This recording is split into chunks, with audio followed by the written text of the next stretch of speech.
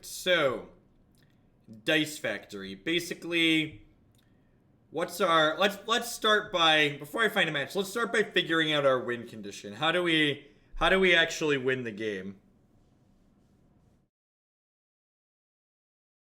It's Walking Ballista and Orochi Hatchery is how we actually win the game, right? This thing has 1/1 counters, so they're not charge counters. Coretapper explicitly puts charge counters on things. This puts just... Is Walking Ballista win condition in this deck, or is it just a transmute 4? It might just be a transmute 4. Untap target artifact. So this... So Filigree Sages plus Astral Cornucopia with 4 counters on it goes infinite.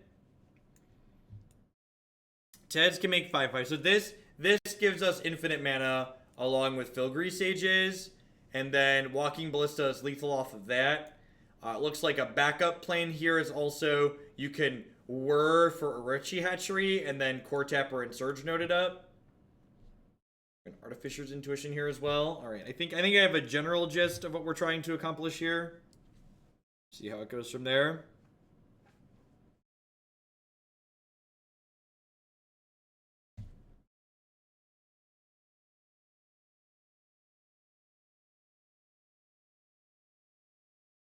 Doesn't this deck need a Paradox Engine? No, this deck is going infinite with Filigree Sages. We played an iteration of Dice Factory in the past that went off via Paradox Engine, and that build felt really clunky and awkward, so I'm interested to see how this other iteration feels.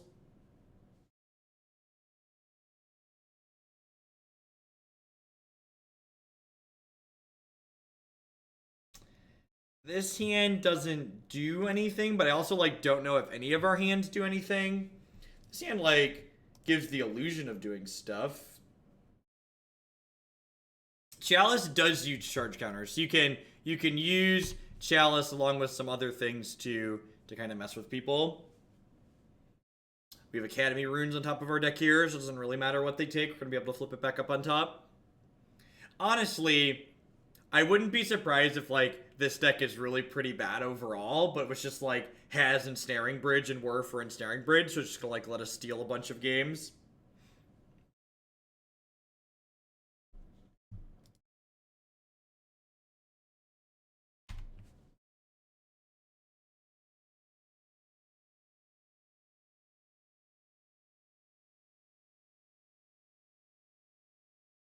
I'd assume they were playing some variation of the Blue Prison archetype, because these are all cards that are contained in the Blue Prison archetype. Having played that a touch on stream here and there. I was thinking about the Hollow Evolution deck. I was pondering Lotus Bloom. Nah, I think that seems like too many moving parts. I think, like, Lotus Bloom is good on, like, exactly turn 1. And once you get past that window, you just, like, have a really unimpressive card.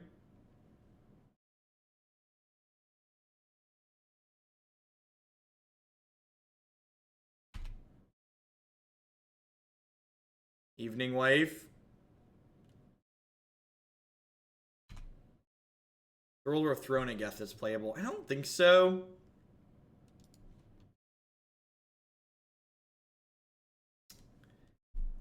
Could probably just want to put the Ensnaring Bridge on top here, right?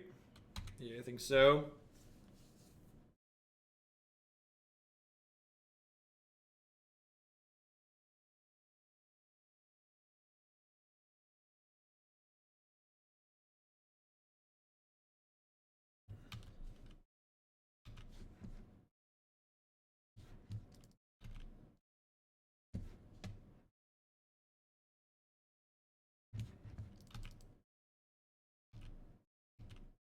I mean, Throne of Geth is arguably a legacy staple at this point.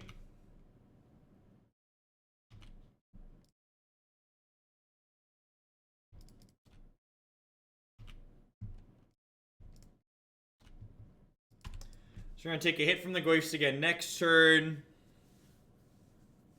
I want to prioritize getting the Ensnaring Bridge back ASAP, because if the opponent's playing straight Black-Green Rock, they're going to have access to a bunch of copies of Field of Ruin, which could let them potentially take our Academy Rune out of play. Although I guess we have the Crucible of Worlds on our hand, which covers that angle.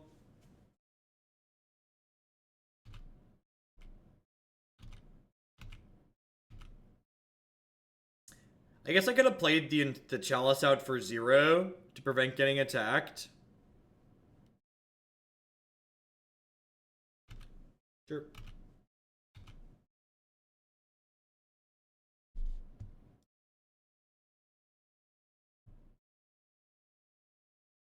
Welcome to Thunderdome, opponent. Please enjoy your stay.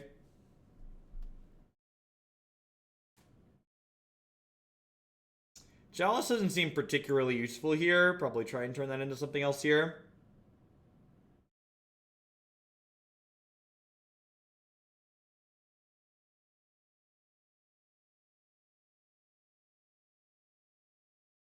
In Legacy, Chalice decks tend to be pretty quick. They usually back it up with a good clock. Also, 2 mana versus 3 mana is a big mana jump in Legacy, especially decks that are like playing an extremely low land count. Yeah, drain me, baby.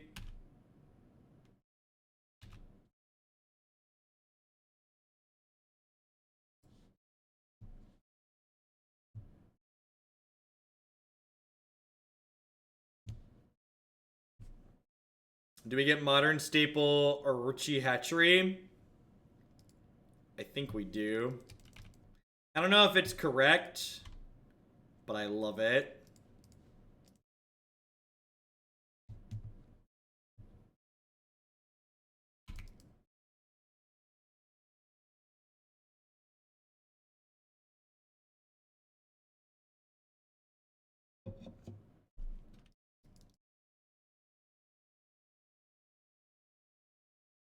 Are you supposed to play 3 sweepers in a gift stack? Yeah, generally speaking. If you're playing a control deck, you want 3 gifts or 3 sweepers in it.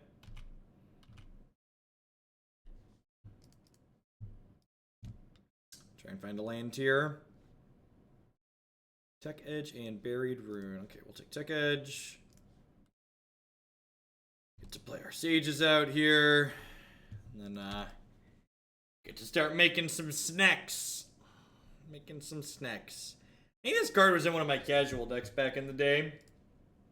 Little teen Jeffrey playing some very terrible Magic the Gathering decks.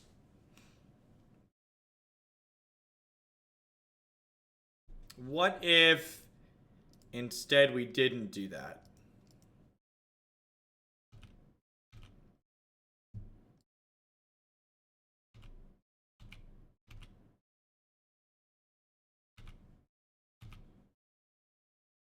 Howdy, Yam. I would like to redraw my bridge insurance. Don't let your bridge decay and get destroyed. Get bridge insurance today. Are we having fun yet? Are you enjoying yourself, opponent? So my prediction of this deck is kind of a mediocre win con, but we're just like an Ensnaring Bridge deck, so far is looking like it could be accurate. Yeah, they probably should have waited till they had a green source on that, so they could prevent happening what just happened. This Liliana the Veil, though, she means some business, chat. She is gonna mess us up. Alright, let's get shock into our core, chat. Alright, the hatchery is gonna allow us to pressure the Liliana here at least. So that's nice.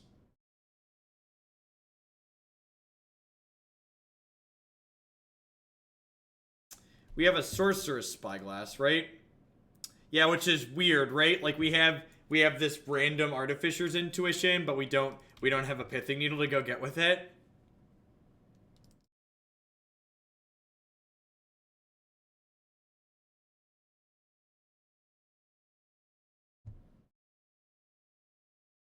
Stop it. I love my bridge. It and I are good friends. I should have left this up, right? We could have played a game of chicken here. Could have prevented them from eating that. Small mistake on my part.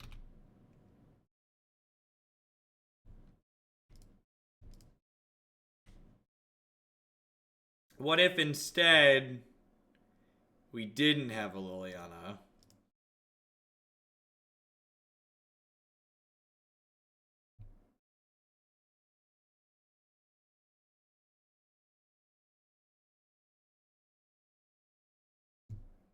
Maelstrom Pulse.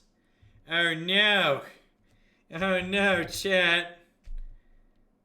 They appear to be playing something close to the green-black rock deck we've worked on stream, which means they put a bunch of good cards in their deck. How are we supposed to beat a bunch of good cards, chat?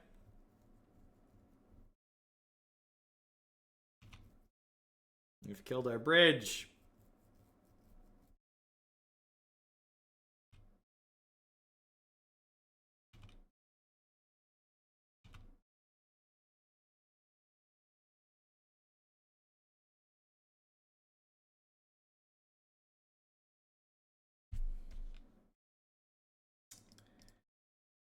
Cortez. This league goes fast as Amulet a possibility. Yeah, maybe. Yeah, we'll see. Zoo should be a quick deck too. I'm kind of doubting this league is going to be quick though.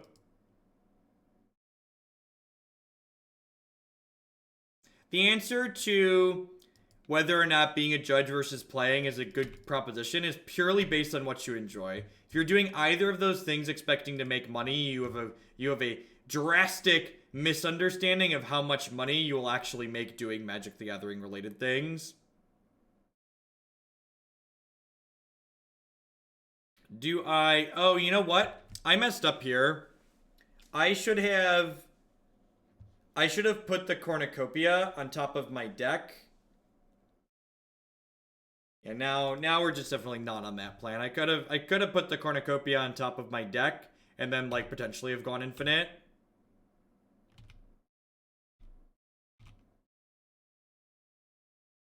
Hey, Hat Crab, afternoon. It's evening on the West Coast, right? It's almost 5 o'clock there. It's like 5 o'clock, the line for evening.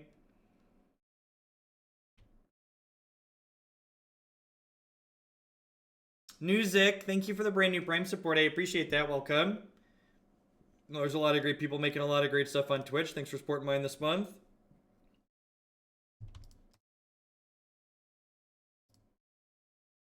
Activate Orochi Hatchery.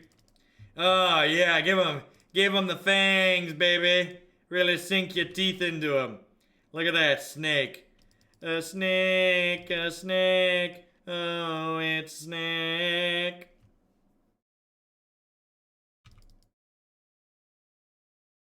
No, it wouldn't have been straight infinite because I wouldn't have had the 6th land. Honestly, we're probably going to be able to...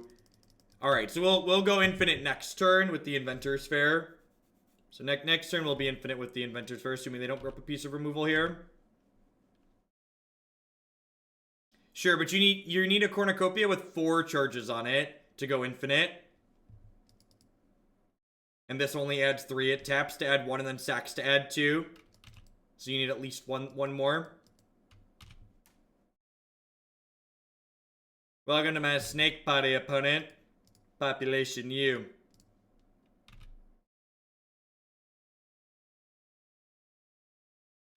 This is going to be an absurd amount of clicking, isn't it? It's always an absurd amount of clicking, chat. Good thing I got that APM on lock. No, we did not have enough mana. It takes 3 to activate Academy Runes effectively because you have to tap the Academy Runes as well, and then you need 3 mana to put Cornucopia into play. Y'all ready for a snake party? Get modern staple Astral Cornucopia here. Ready to infinite combo our opponent, chat? Yeah, you ready for the infinite?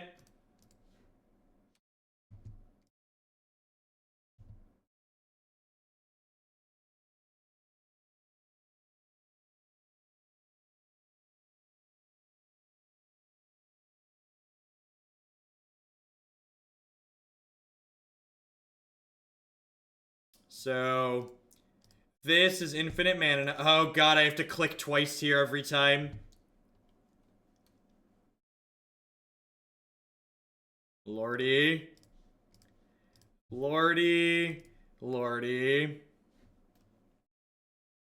Alright, I think they see it. And they're through both their Maelstrom pulses here, so they just like have no outs. Alright, so again, for those that don't understand what we're doing, these two generate infinite mana, and then once we have infinite mana, we can activate Orochi Hatchery and untap it an arbitrarily large number of times and make a lot of snacks. Snacks on snacks on snacks. Maybe even put a few of those snakes on a plane and send them out into the world on their own. Definitely want Pithing Needle, I think. It's probably a fine Spellskite matchup.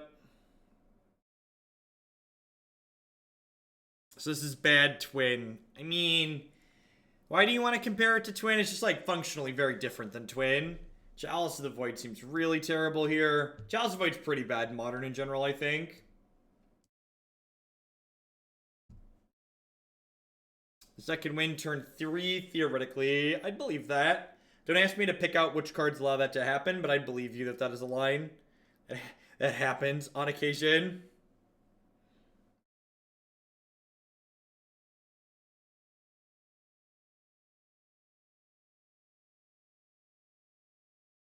Yeah, I think they just have too much raw removal for Padeem to likely be good. Think of all the abrupt decays Chalice can counter. You know, it's funny, like, one of the places where Chalice is actually good in this deck is getting to bring in Chalice against Ancient Grudge decks is actually good. You get to catch both halves. I mean, I already need to cut something, so like suggesting I bring more cards in out of the sideboard without suggesting I cut things from the main deck seems loose.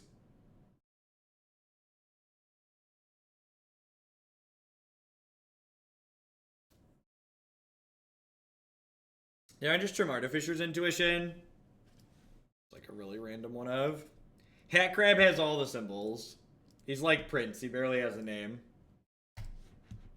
Do.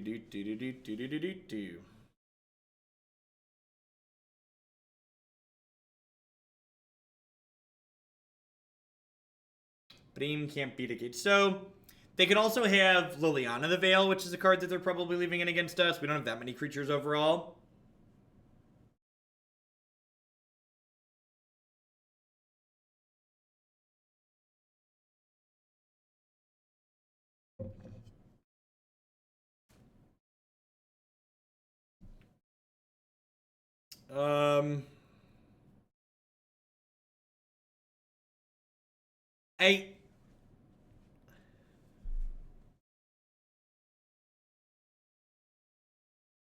Is this a keep? I think I'm supposed to keep this. Like, we go like Welding Jar, Opal, Cornucopia, play Surge Node. And like if we draw a land on one, we get to activate Surge Node. I guess we feel kind of dumb if they play a discard spell on one. But like we could just draw a land if they play a discard spell on one, right? Sensei's Divining Top is a card like Punishing Fire in that it is a card that you could maybe make the argument it could be banned in terms of power, unbanned in terms of power level, but it is a card that generates miserable games of Magic the Gathering because of how it functions. So thus, in my opinion, it should stay banned.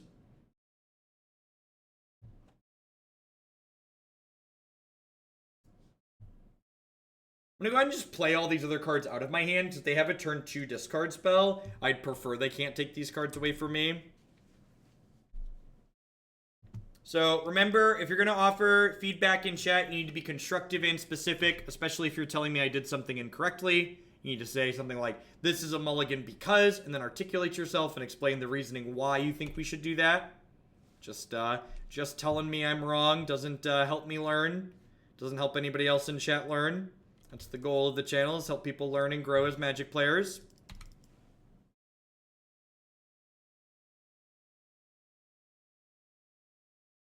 Remember top in standard? I actually didn't play much standard then. Alright, so we don't quite have enough to Tezzeret yet, right? I only have 4 mana here.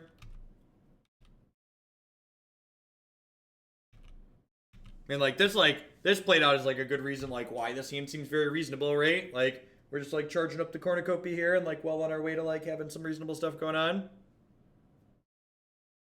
I take a day off. So I finished 3 decks short of my goal last night of Mortal Echoes. I wanted to make sure I cleared out all of the decks that got bumped to 100 ASAP. Because that's a lot of dollars somebody has sent me to play a Magic deck. So I like to do them as quick as possible. Humanly possible. Which does mean I need to sleep. But, you know, if I'm up, I definitely want to make time for them. Yeah, they don't Thoughtseize this year. Yeah, Naya spell, I don't really care about that one.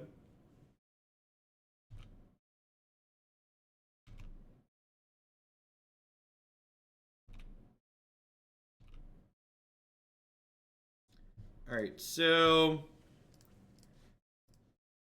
I do this, and then am I just getting Ensnaring Bridge? I think I'm just getting Ensnaring Bridge, right?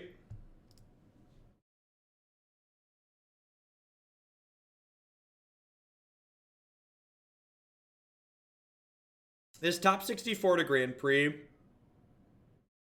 pretty sure it's just get Bridge.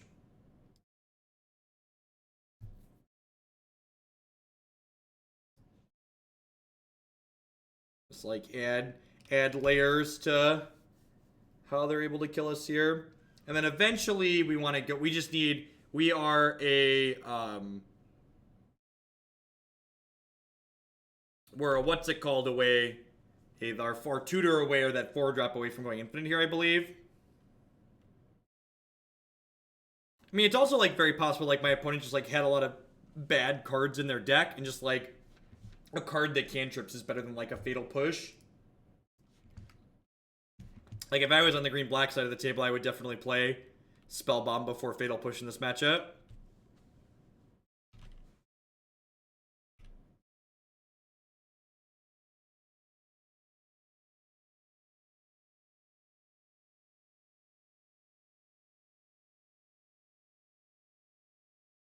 So the problem is that if I get the 4-drop right away here, it doesn't actually let me combo straight off because the Orochi Hatchery needs at least 1 counter on it.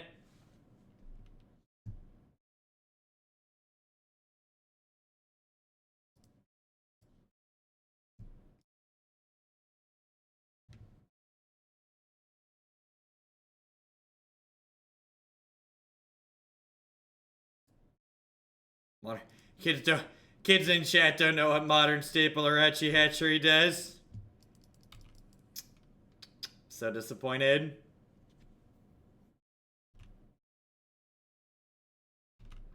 Oh, you're right. We can untap infinite artifacts. Yeah, that's a good point. So I could untap the search node.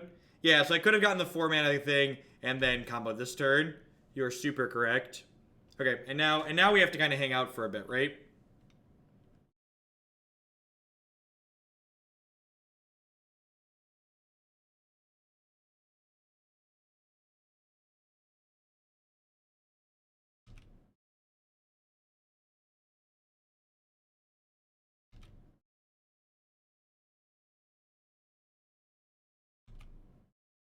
You ready to start making snacks, chat?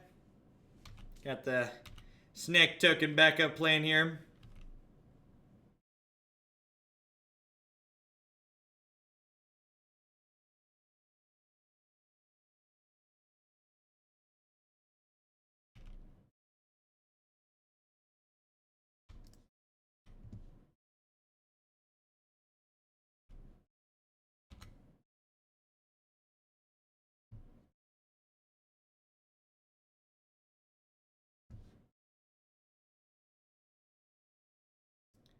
Activate the hatchery.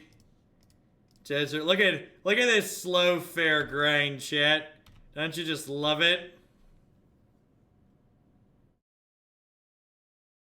Let's grind them into the ground. How much is the donation fee? Never play Lantern on stream again.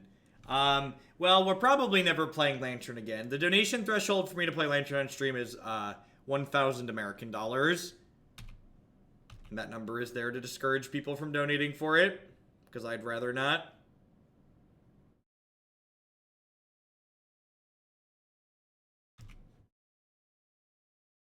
What's going on, Web? Welcome to a live one. Glad you enjoy the YouTube stuff.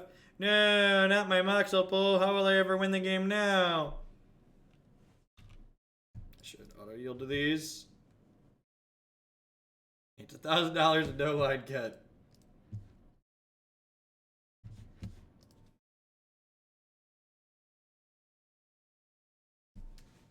Because I'd prefer not to play Lantern, but I'm also a realist and I acknowledge the fact that I have a price to do most things.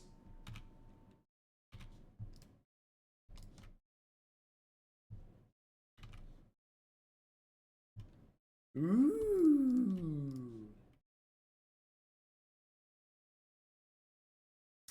We have both Het Crab Zombie. They have Languish. Wow, Languish is actually like really good against us, right? Because it kills the 4-mana guy. Alright, well I'm gonna name Liliana the Veil again.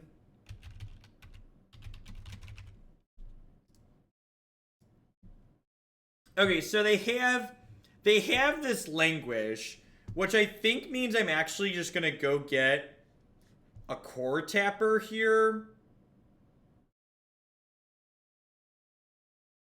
I'm actually just gonna go get a Coretapper here. Or I want to get a Surge Node. Now I'm gonna get a Coretapper. I know it doesn't need haste, but it makes snakes that are summoning sick, Drew, is the issue.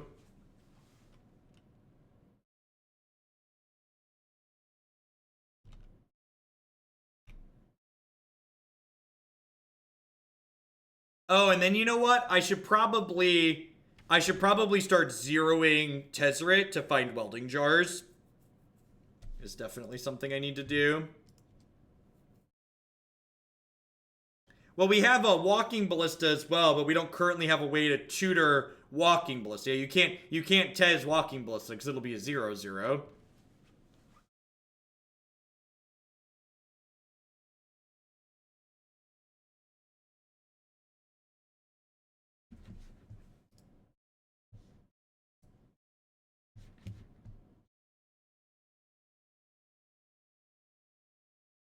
Yeah, it's got a lot of weird moving pieces to it, right? Like I said, Languish is kind of uniquely good against what we have going on.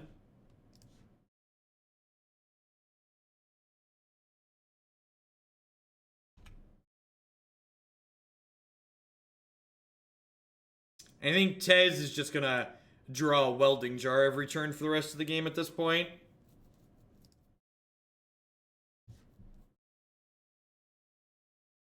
By every turn, I mean for the next 2 turns at least.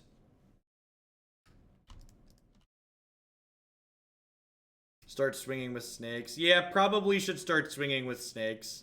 I messed up and already cast this though, so next turn we shall start swinging with snakes.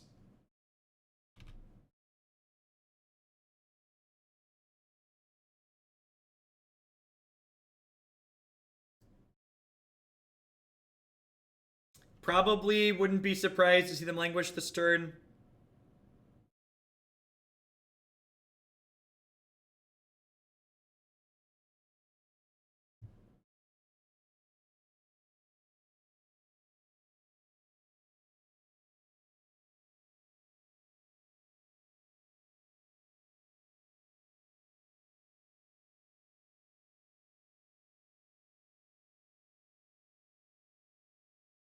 What's going on, Ian? Good evening.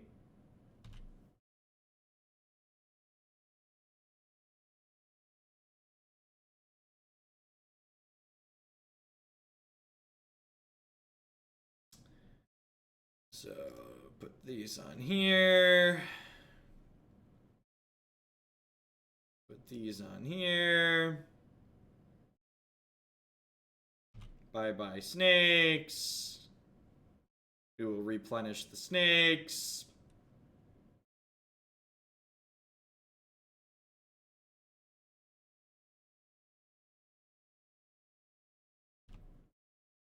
And, like, they cast the Languish already and the Maelstrom Pulse here, so, like...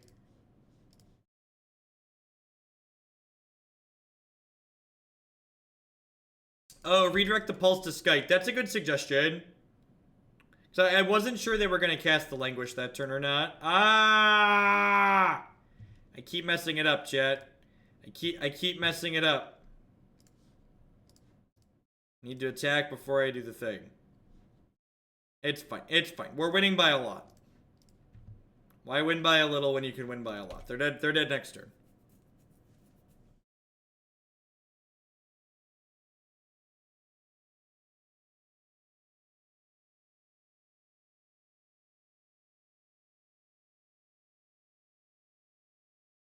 Can I just say that I enjoy winning with Modern Staple Orochi Hatchery?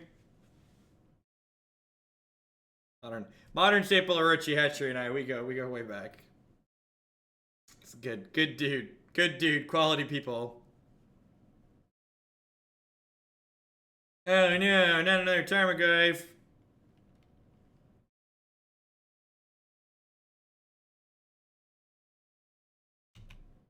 Yeah, that's also the truth. There's no way I'll take a PayPal donation for a Lantern League. Has to be bits. No way I'm risking a charge back on that one.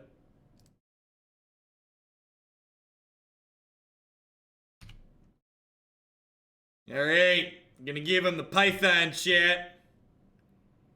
Give him the old 1-2 snake bite. Make him feel the venom. Something you can really sink your teeth into. Alright, I'm done.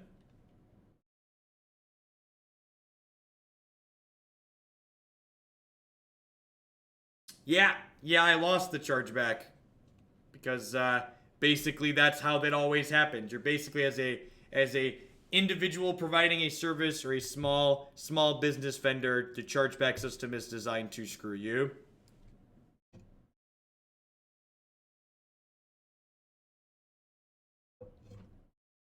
I had one of the people that offered to put up a large chunk of the owl costume fund from back in Milwaukee do a chargeback on it a couple of weeks ago. Because apparently you can do chargebacks up to like 6 months or more than that in some cases.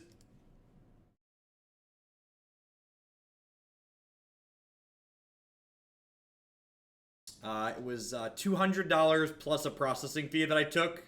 PayPal charges you a chargeback fee when someone does a chargeback against you.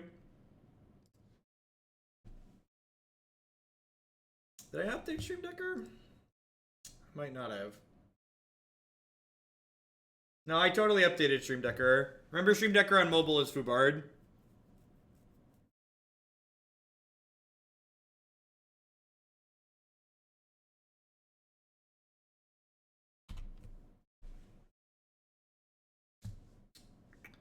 I mean, I have my tech edge here, but I'm pretty sure we're dead.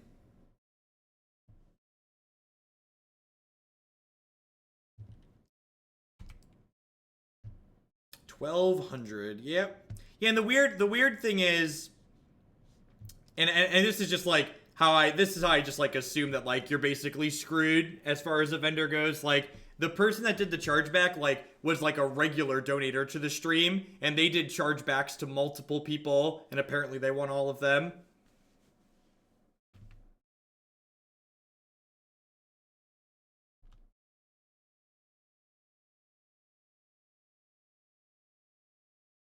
Yep, yeah, exactly. Commonplace username.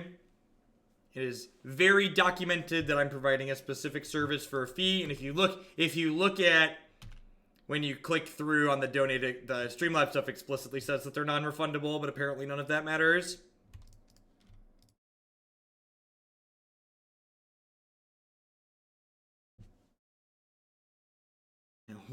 One.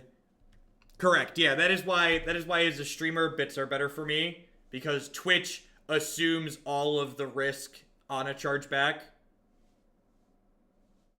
I've heard plenty of stories of people like losing chargeback claims, like selling stuff on eBay, like shipped a package with tracking, and like someone signed for the package and the person did a chargeback and the vendor lost.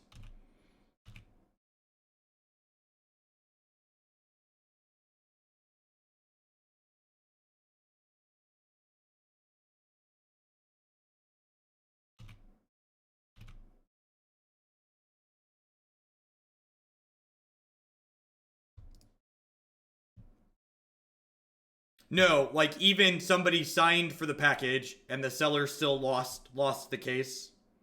Like I said, the whole system, and the thing to remember is that like the vendors like, credit card vendors don't make money. Credit card companies don't make money off of credit cards being taken by vendors. They make money off of people using their credit cards. So the credit card companies are encouraged to always side with the people making purchases.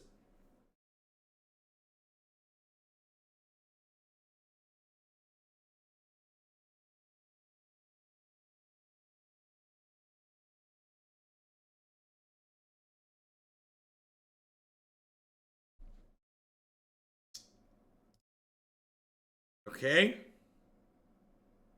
That's interesting.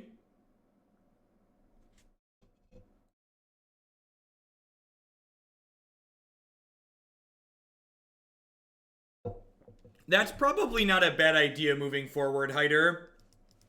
Require explicitly larger donations to be bits only. That's probably a good idea, except for like people who have like contributed a large amount, like Justin or Nivik or Anner. Like I know they're good for it basically.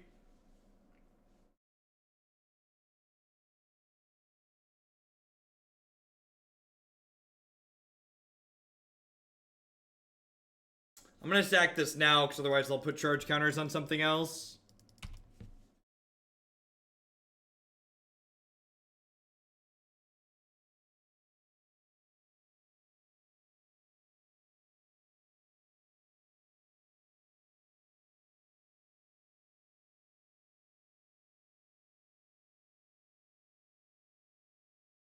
They can't even really do anything too bad here, right? They can like play the Chalice of the Void for 2 or 0, but even that's not like not that good, not bad for us.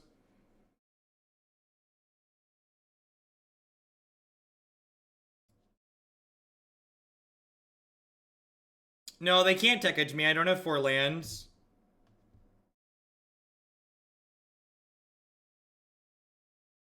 Wait, what?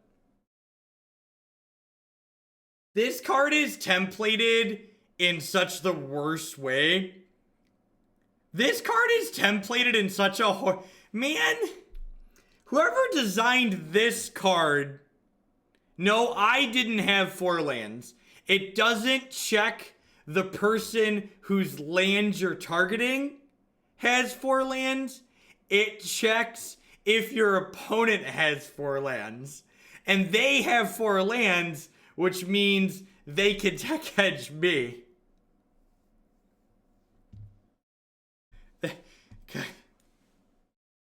Man, this card is... Yeah, they should have put Chalice on 0 and then countered my Mox. They definitely messed that up. That was... Yep. And they should, like, put a charge counter on my bridge here or my Mox Opal or something. Just, like, use this up.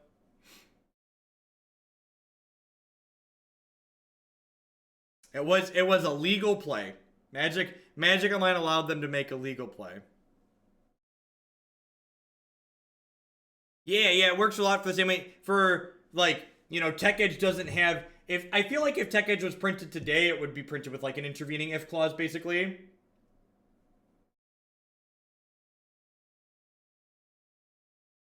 You just, like, play something that makes me concede. Dang it! That one doesn't make me concede yet.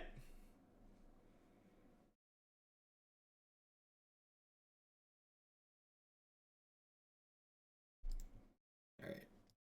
On with their life. I guess I could have taken one more draw step to hit a Sorcerous Spyglass there. Damping Sphere, extra Spyglass, Pithing Needle. Welding Jar, they probably have Nature's Claims in the board. Beast Within is probably fine. Artificer's Intuition seems bad. Engineered Explosives seems bad. Chalice of the Void seems kind of medium.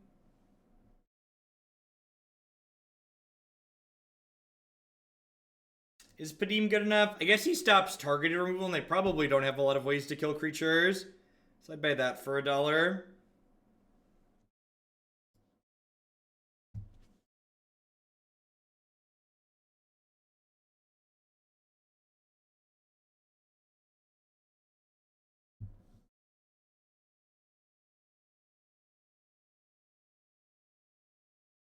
Is Skype better than Welding Jar? Again, chat, sideboarding's a one-to-one process. Like, I already need to cut 3 more cards, so, like, before I bring in too many things, I need to trim out a few. I don't really know that I have anything else to cut at this current moment in time. How do we deal with O-Stone? Spyglass and Pithing Needle. Both cover that axes. Probably trim an Ensnaring Bridge. Definitely want the Crucible because we have a Ghost Quarter and a Tech Edge. Skype can redirect Karn while Jar can't. Yeah, that's fair. I'm going to leave 1 jar in to like Whir and Tezzeret for, but I'm going to favor the Skites. And maybe the Padeem's not worth it. I need to cut 2 cards. Actually, the Beast Withins are probably loose. I'd rather just have Damping Sphere.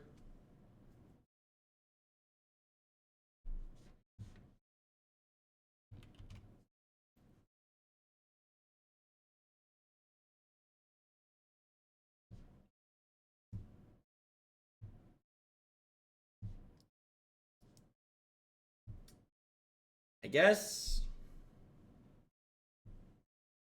Go Ghost Quarter Surge Node. Actually, I'm gonna go Glimmervoid Surge Node. We like kind of get got by like basic Forest Nature's Claim, but I think I'd rather have the Glimmervoid and play on 1 than the Ghost Quarter.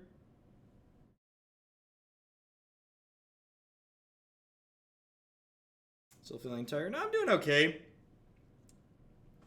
I'm doing okay. I'm a parent of 2 small children. Tired is like a state of being. It's not like something that I am on occasion. Nah, the reason why this deck is probably close to reasonable is because it plays Ensnaring Bridge. Card is very, very good. It's a big part of what makes blue-black mill such a reasonable choice for the most part. Another Surge Node, an Island. I think I'd rather just hit some land drops here, right? I think I'd prefer to just hit some land drops. Do I have one of the studio lights off? No, I took them and I flipped them around, Christy. So that way the lights are going through the umbrellas. Because I think one of the things that was causing my headaches was having the lights flipped around the other way. I know I'm a little bit darker, but they're just too bright.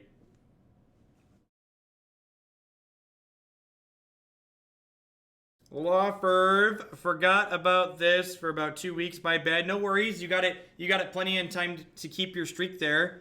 I appreciate you sending your Bezo bucks this way again this month. Welcome, welcome, welcome back. It's fine. You're prettier when it's darker. Wow. She is so savage. Do you hear how mean she is to me, chat? She's so mean.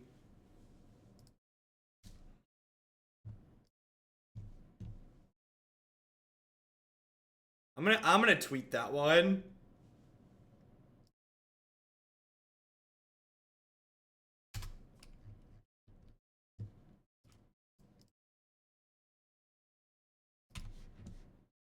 I guess maybe I should have gotten the Crucible of Worlds there, so I could have started Ghost Quartering them.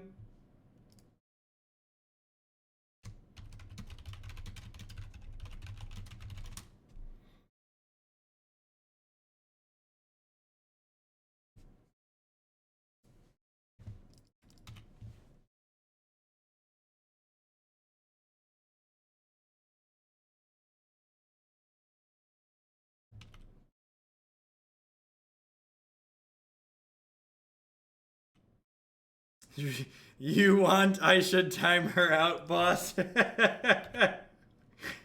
Please don't time her out. I have to deal with the consequences of that after the fact.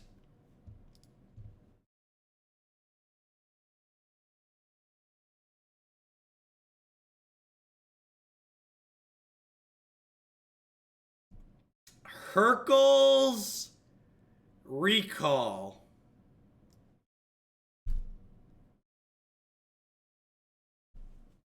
Hercules Recall.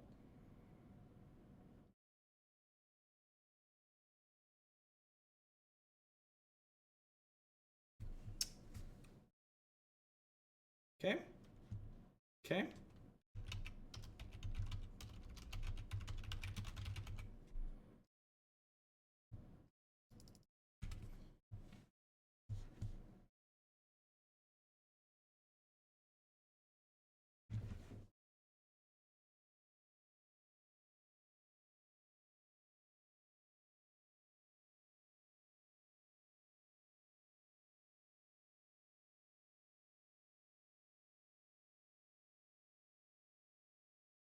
That doesn't make blue mana.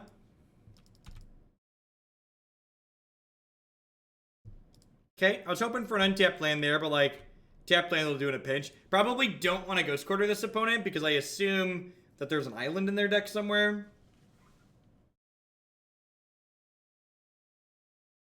I mean, their lands are currently a little bit damp, so they're pretty far off of casting Emrakul.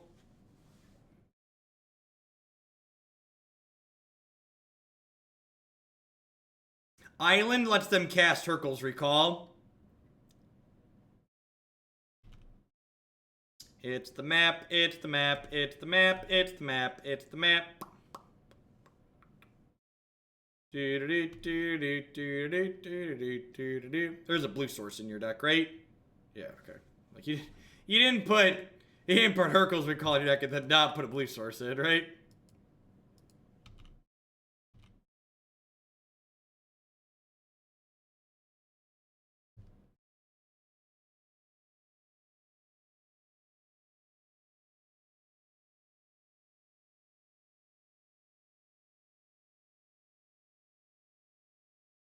Alright, Wasteland Planet is, chat. Wasteland Planet is.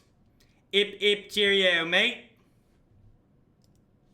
Please be out of basics. Please be out of basics. Please be out of basics.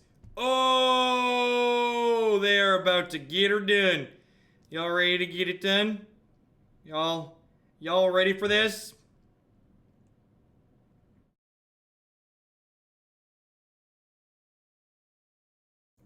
Give them the old wet noodle here.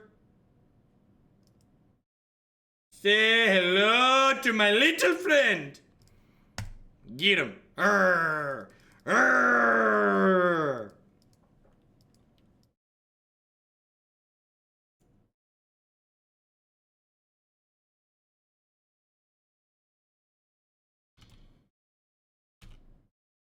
Hey, this is all I got. Your move. Sure, I'll pick my stuff up. That's fine. No big deal. NBD. You know why it's NBD? Because you're not going to have any lands, opponent.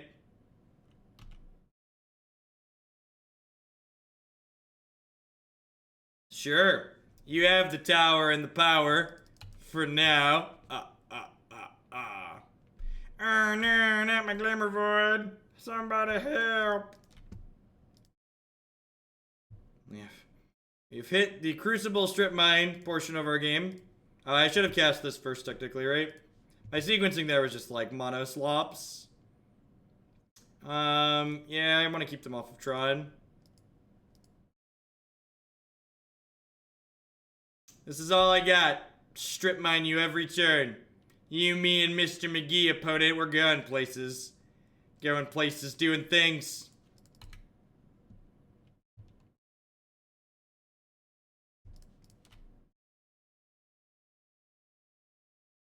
How do we deal with the talisman? Still working on that. Yeah, now we hit the blue since they guaranteed can't have Tron next turn.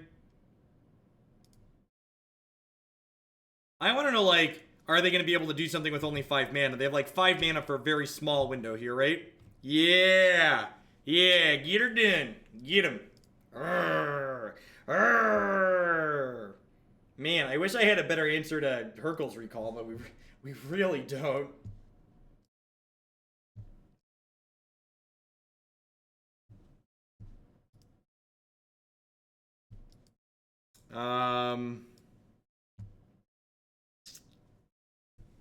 And doesn't really do anything, right? I guess it has Spyglass to, like, be interaction, and we can T-West for a Ghost Quarter at some point.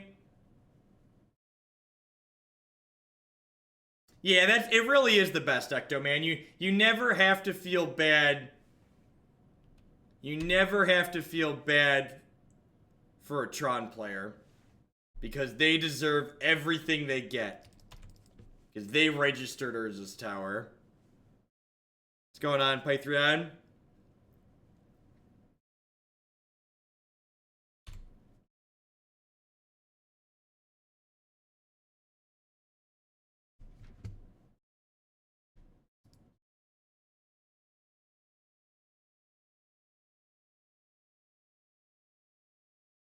So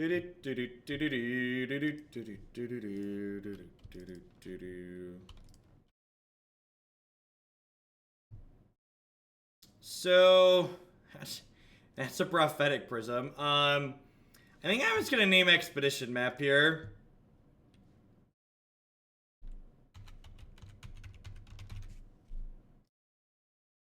And we're gonna put like these Coretappers and this Walking Ballista into play and just like beat them to death with them. I think is the plan.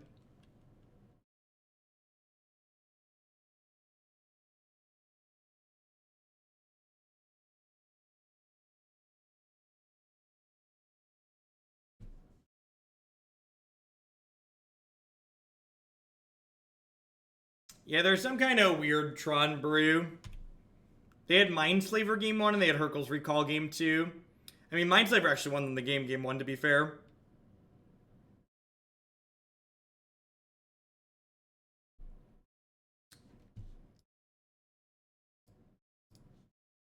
Trash mute this. Go grab a Ghost Quarter here, I think.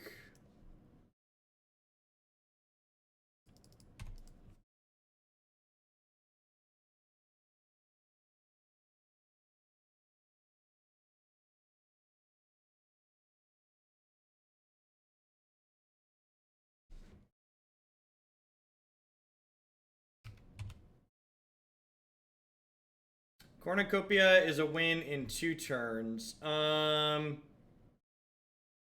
Potentially, yeah. Yeah, actually, if we go double Coretapper next turn and we rip an untapped land over the next 2 turns to get Tezzeret going. Actually, I'm going to go ahead and stir for a land here. I should have waited to play the Ghost Quarter, actually. So we could find a tapped land. Right, I'm going to take Academy Runes here. I'm going to play Coretapper out.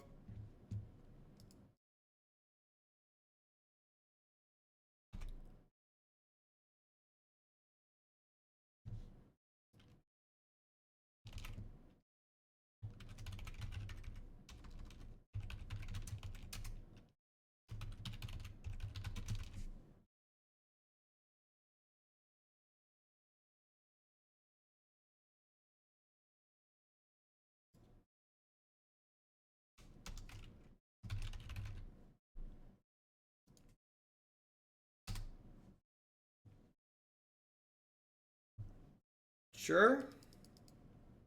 They just want to kill my Glimmervoid, I guess. Oh, they want to crack the expedition map too. That makes sense. Did you find a big scary?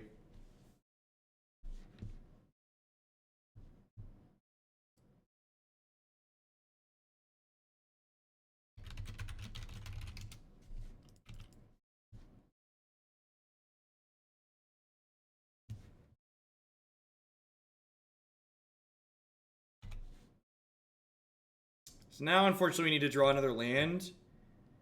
How many spires are in this deck? I think it's probably a little bit loose that there's only two. There's only 2 spires and 4 Glimmervoids. The Glimmervoids have really been kind of a P to this league.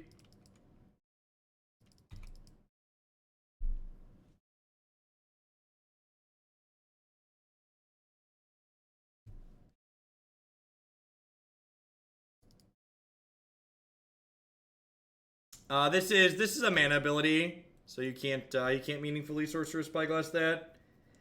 Maybe I could name like Mindslaver.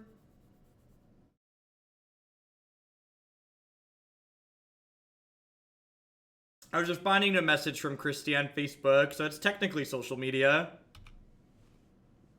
You could make the argument.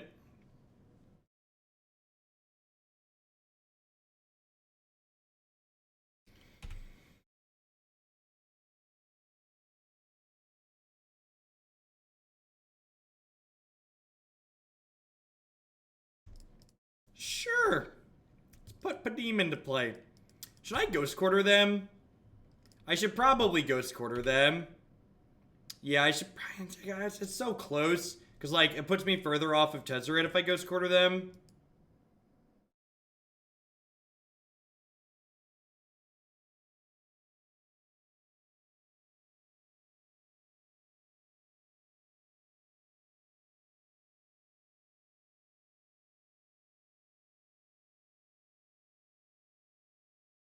Padeem plus Spellskite does not work how we want it to. Alright, well now Ghost Courting them doesn't matter because they've got doubles of everyone. Just a soggy ball over here. Gonna go Coretapper, tap land, Damping Sphere. In that sequence there, it's important that I play the Coretapper first. If you play Damping Sphere first, it sees itself, and then Coretapper would cost 3 and I wouldn't be able to play it out.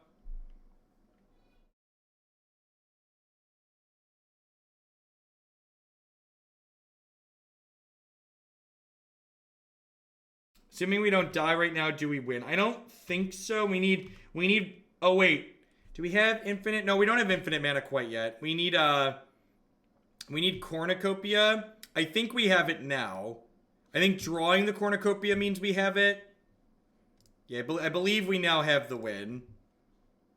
Yeah, because I can put 6 counters on this, and then I go get the 4-drop here. No, Tej for Cornucopia is not good enough because we need the thing that untaps it to complete the combo. And we need the 4-drop as well.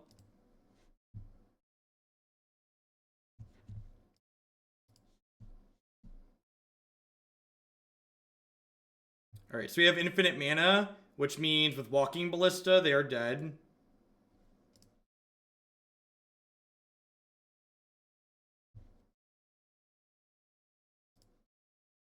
Listen, Chad, don't you expect me to remember what Filigree Sage's name is? So in Paper Magic, you would just declare this is a loop. I'm going to do this loop until I have an arbitrarily large amount of mana. I'm going to use all of that mana to cast this Walking Ballista, and then Walking Ballista is going to kill you. It's basically Splinter Twin. Alright, and somehow we're 2-0 after beating Green Black Rock and Weird Tron. How are we doing tonight, folks? Welcome. My name is Jeff Hoagland. I'm a full-time streamer, memer, content producer here on Twitch. I'm here playing Magic, 30-plus hours a week. This week it'll be a lot more than that. If you're enjoying my stuff, please consider subscribing to my channel. My subscribers are a big part of why I'm able to do this full-time. I wouldn't be here day in and day out without all of their wonderful support. Past subscribing, you can also support my stuff by checking out some of my very wonderful sponsors. MTGOtraders.com. I love to buy and sell some Magic Online cards with you. And if you use code Hoagland PayPal at checkout with them, you'll save 8% on your singles orders with them. We have a new sponsor that was added this weekend. We have BCW Supplies. BCW does card sleeves, deck boxes, binders, all sorts of great stuff to protect your gaming gear. And using code Jeff10 at bcwsupplies.com, you can save 10% on all of your orders there with them. Honey is a free browser add-on that when you install it using link bit.ly/HoogleHoney, you'll be supporting my content here at absolutely no cost to yourself. What Honey does is when you're shopping online, it takes a peek at the stuff you've thrown in your shopping cart, and then it searches automatically for some coupon codes to save you money on things you're going to be buying anyways. Lisa would like to get you on your way to a better night's sleep. Christy and I have been sleeping with Lisa for the last 2 months now, and we really like it. I don't think we'd ever go back to a traditional pillow top mattress. You can save $160 or more on your new mattress with Lisa by checking out links bit.ly/HoogleBedUS and bit.ly/HoogleBedCA. Are we back into spoiler season? I feel like spoiler season we're basically never not in spoiler season in Magic. Speaking of PAX, did anybody watch any of the Artifact gameplay stuff that happened today at PAX? They showed that publicly for the first time yesterday, and then did some live streams of some of the stuff that people were demoing today. Looked kind of interesting. There's a lot going on in the gameplay, to say the least.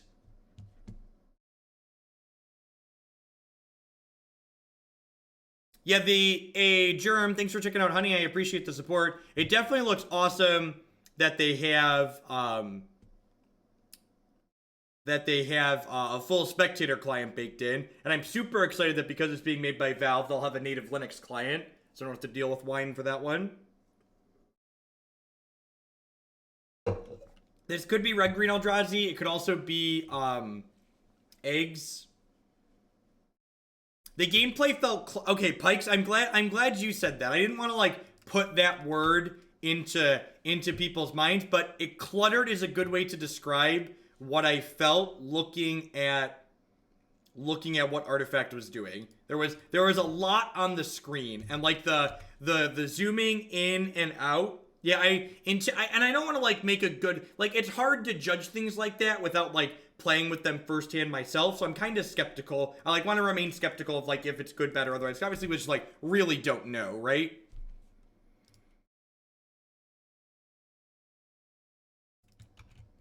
I play this out for 0. I can Ancient Stirrings. That doesn't seem particularly good though. I think I'm just passing for now.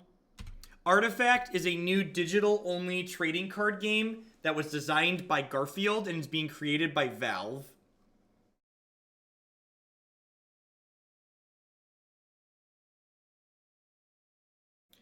So, it's possible for a game to have depth and complexity without having things be cluttered, right? Like, I think there's like, a game like chess has a lot of depth and complexity to it, but doesn't have a cluttered board, right? And honestly, the thing I'm most excited about is that trading is confirmed. It's going to use the Steam Marketplace. It's going to use the Steam Marketplace. God bless them. I am super excited that a large company is not just like giving in to the Hearthstone clone. This is how every game has to be made. This is how Blizzard did it, so that means every other person that makes a video game, makes a digital card game, has to like make their card game the same way Blizzard did it, because Blizzard was successful, so we want to copy them. Artifact explicitly will not be free to play, which is awesome.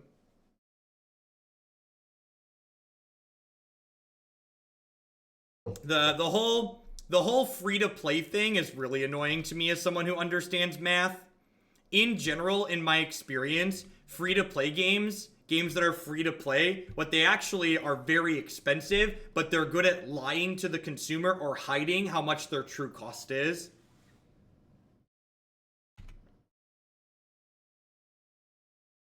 The 3 lanes thing is interesting. So honestly, my biggest worry about it, looking at the game, watching the gameplay that I've seen so far, is that one of the reasons why Magic doesn't have Hearthstone level numbers is because Magic doesn't translate to digital, or doesn't translate to mobile well. So like, we're not going to have a mobile client even on Arena most likely, and like, even if it comes to tablets, that would be impressive and kind of unexpected, because I mean, Chalice of the Void is just like a really terrible Magic card, which is like these games have been showing. Like when we played that prison deck on stream, one of our conclusions was that just like Chalice of the Void was really bad.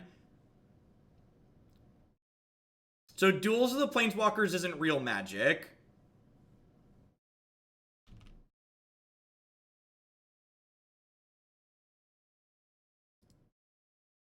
We don't know the price point on anything, Thalone.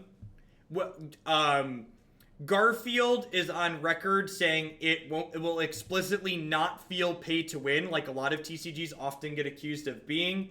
And a representative from Valve was quoted in a video when someone asked, what will you do if there's $100 cards in Artifact? And they were like, well, that just won't happen. We won't allow that to be a thing that happens. And like, that's reassuring, you know, as I play Magic the Gathering, where Scalding Tarn is X amount of dollars, etc., etc.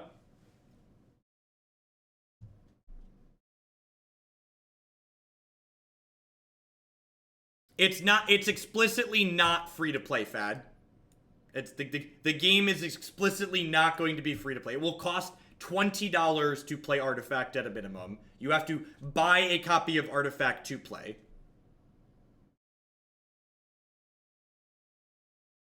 Sorry, so again, talking about mobile, Artifact may or may not translate well to mobile because they explicitly said the number of units that can exist in each lane board are not limited, and the number of your cards in your hand is not limited at all, too. So, like, managing large board states can be difficult to follow and track on mobile. Of course, you also don't, the way Artifact rules works, it looks like you don't have to manage attacking and blocking, which would smooth up a lot of that with large boards.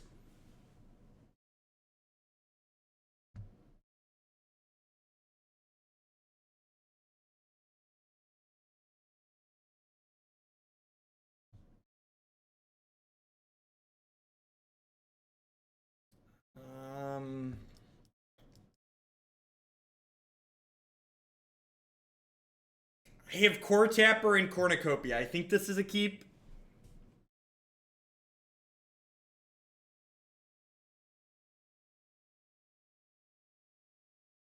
Yeah, because Artifact is digital only, that gives it a lot of design space that's just not possible in paper card games. That was something Hex was very good at leveraging.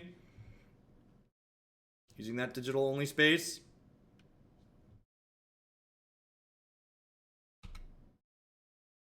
Is the gameplay on YouTube? If you're in the there is gameplay on YouTube. IGN and others have gameplay videos up. Google Artifact gameplay. There's some how to play videos as well that have been posted. If you're Thalone, you have your boot icon there. If you're in the subs Discord, we have a channel in the subs Discord under other games. We've been talking about it as well.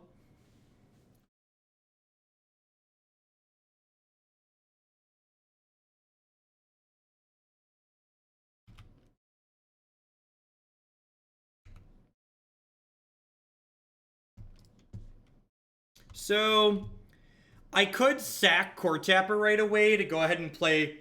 Actually, that's probably good, right? I'm going to sack Coretapper, play Walking Ballista, shoot the Noble Hierarch.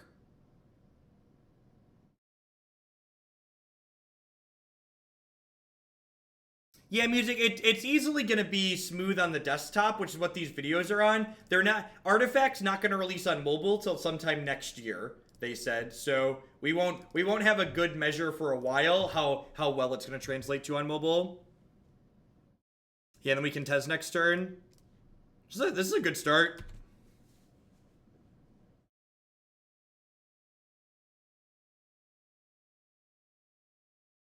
Details on how to pop into the Discord are here. You have to use a desktop computer to link your account. Sometimes they want it more than you, chat, and that's okay. Just gotta shrug your shoulders and move along. Sometimes they've registered engineered explosives in their Bloodbraid Elf deck, and they're just gonna kill your Cornucopia and your Glimmervoid. Again, Glimmervoid, been feeling really awkward this league. I think playing Glimmervoid before you max out on Spires is a real liability. Real liability.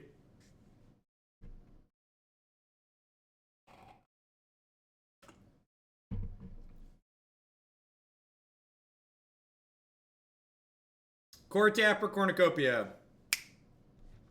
Surge Node 2. Nothing but modern staples here, folks. Move along. Any chance Maya Coast would be better? Yeah, maybe. We have some non-green blue cards in the sideboard. We have a couple of Gear Pure Aether Grids, but yeah, even just like Spires and Yav Coasts are probably fine.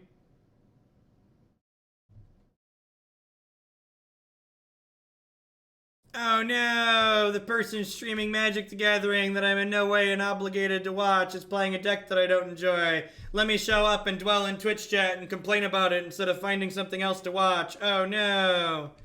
Gosh, TCG players. Y'all are the worst sometimes.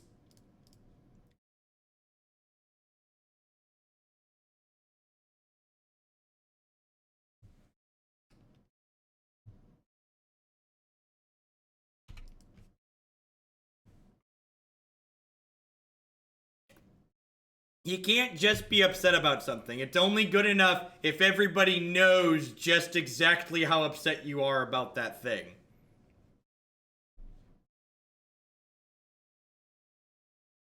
Is the donation deck? Yeah, it is Hat Crab Zombie. This is actually card for card, a deck list, the top 64 at a Grand Prix last weekend, whatever I think it was a European Grand Prix.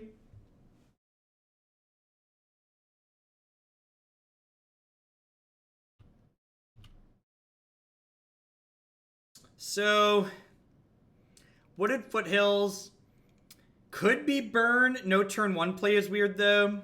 Prague. Yeah, that was the one.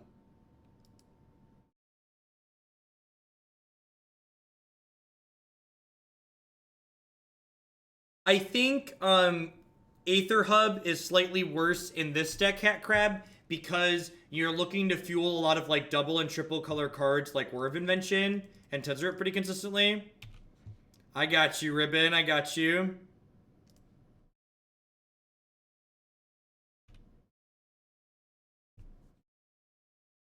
Another Cornucopia, sure. So this is free, basically. Do I can do this. I can do this. I can Coretapper. I can kick this up to 4. I can transmute this Tolaria West for something. Does that accomplish anything, though? It kind of does. It lets me get Hatchery. And then I just need my 4-drop at some point. Yeah, so I'm gonna go fetch Hatchery here.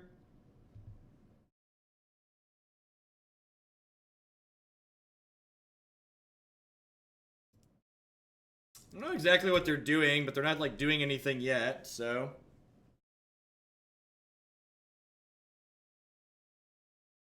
Yeah, we're only 1 card away from generating infinite mana at this point. There's a 4-mana 2/3 that goes infinite with an Astral Cornucopia. They are playing Burn and just, like, haven't done anything. They mulligan low? What they mulligan to this game? They mulligan to 6. Weird. I would have guessed lower than that based on how slow their hand has been. Give me a 4-drop or a tutor. That's actually very good, right? I want to put this on 2 in this matchup. I think I want to put this on 2 in this matchup, right? How do I feel about putting this on 2?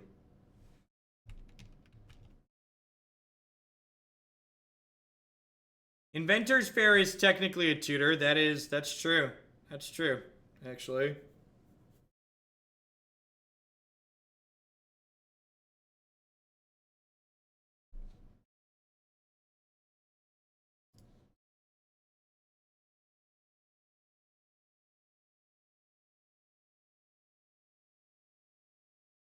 I'll go ahead and play this other Cornucopia out here. Because I have extra mana.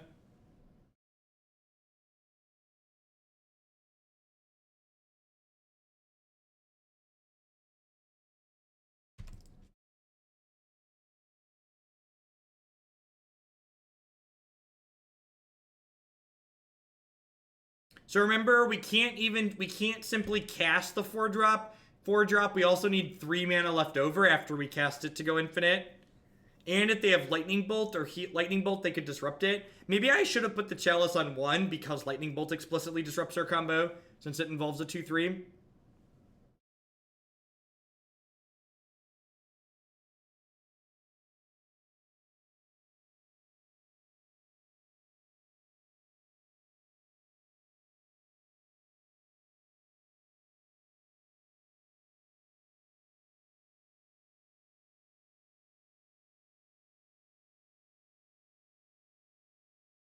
Get that prowess trigger.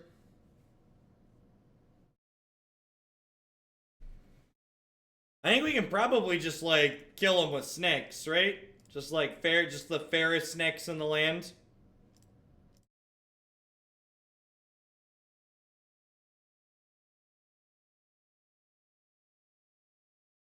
Five mana, make 5 1/1s.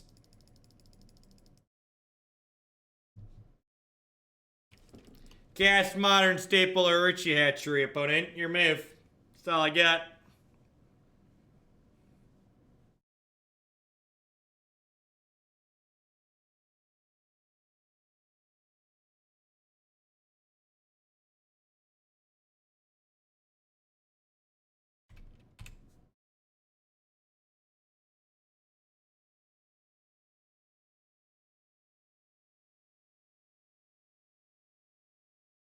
Chalice was decent.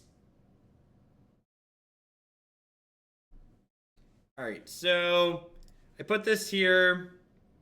This is 7.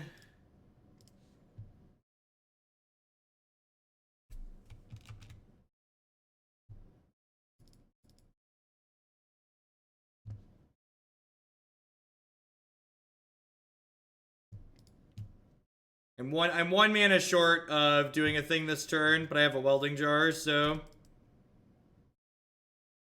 this is infinite mana, the Cornucopia and the Sages, and then once we have infinite mana, we can do this infinite times. Don't you need, like, food and sleep and human? I was offline for a bunch of hours, chat. I was offline for a bunch of hours. I took the kids to the kid jam to hang out and play. We had a good day. We had dinner together as a family, and then I was like, I have 3 decks that are still at 100 points in the queue. I need to go back You need to go back and finish playing them. Alright, so this is infinite at this point. So for every 8 mana we make, we get 5 snakes. Oh, I have Ballista in my hand. I don't want to show them that I have Ballista, I don't think. No, stop it, chat. Why do you hate snakes? Why do you hate the snakes?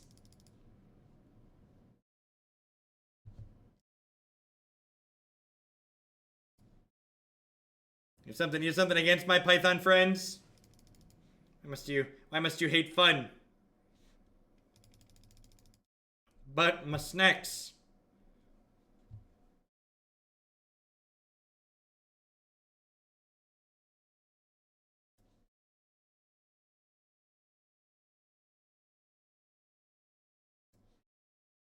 Snacks OP. Dear Watsy, please nerf the snacks, the scurry snakes. Look at their fangs. They're so pointy. They're so...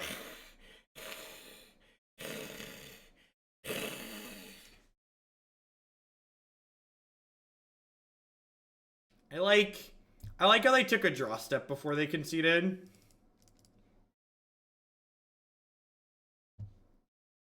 Like, there was a card in their deck they could draw that wasn't out.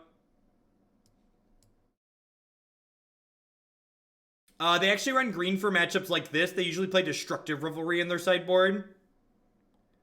So I want my Welding Jars and my Spellskites for Destructive Revelry. I probably want Padeem for the same reason.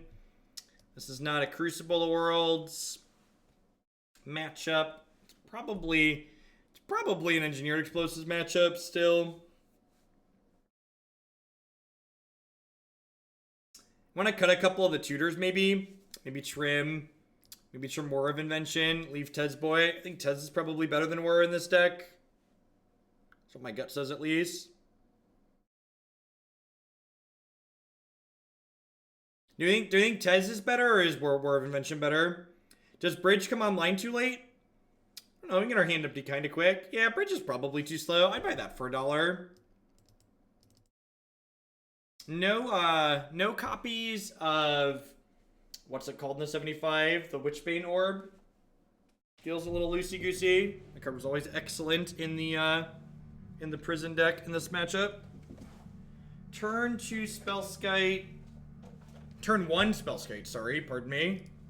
Keep.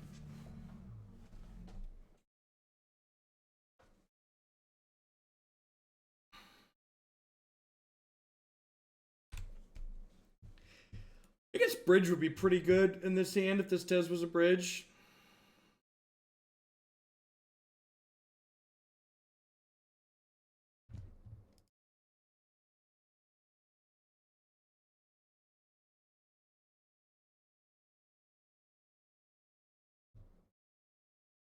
Get in under a copy of Eidolon nicely here. Eidolon, bro. Eidolon, kid. Probably want to get this Chalice of the Void on 2 again. Especially because this is a post-board game that will likely involve copies of Destructive Revelry. So I think I'm just going to go ahead and Spellskite this Rift Bolt to gain 1 effectively. Because if they want to send another burn spell at Spellskite, I just like cash in the Welding Jar. Just like use this aggressively to preserve my health total, basically. And like, my deck can actually make blue mana, right? So we're gonna actually just like be able to pay blue to redirect things to Spellskite. Seems pretty reasonable for us.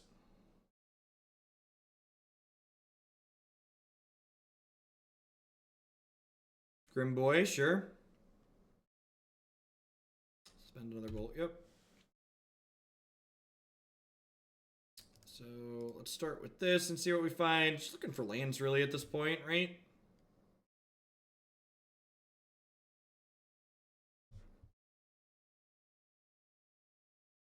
So the Rift Bolt will be able to pay blue and redirect to the old Skite.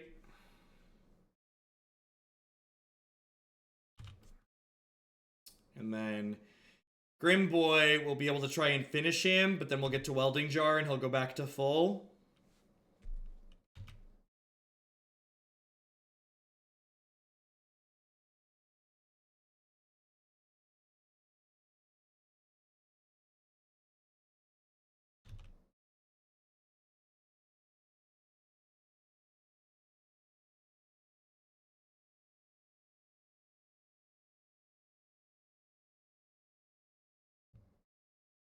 Riru. Evening. 1 regeneration shield, please. This will take 2. This will take 3. It'll get tapped and all damage removed from it. I ideally would like to not use this other Welding Jar, so that way I can rip an untapped land and then slam Chalice of the Void on 2 next turn. The Spellskite getting tapped does give them a window here to get in with a 1-mana creature, but that's really not that big of a deal. Yeah, regeneration taps a creature, taps a card, and removes it from combat. Big 10, we shall rise. Thank you for the... Gosh, that's almost an entire year. Thank you and welcome back. I appreciate it. Thanks for keeping me employed for another month here. Hope everyone's having a great Saturday, wherever you're at. Hope you're having a great weekend.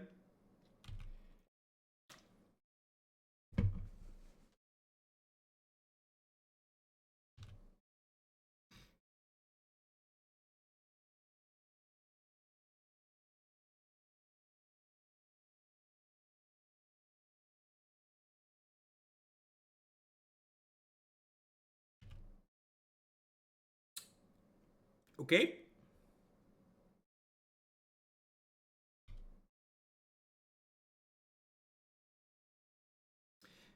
So, if they... Well, last game they were casting things into the Chalice to trigger Prowess, right? So, like, casting things into the Chalice to trigger Prowess, like, makes sense.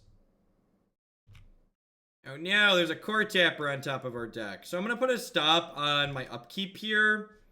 And I think I'm going to Whir before we draw, because I'd prefer not to draw a Coretapper that I can't cast, right?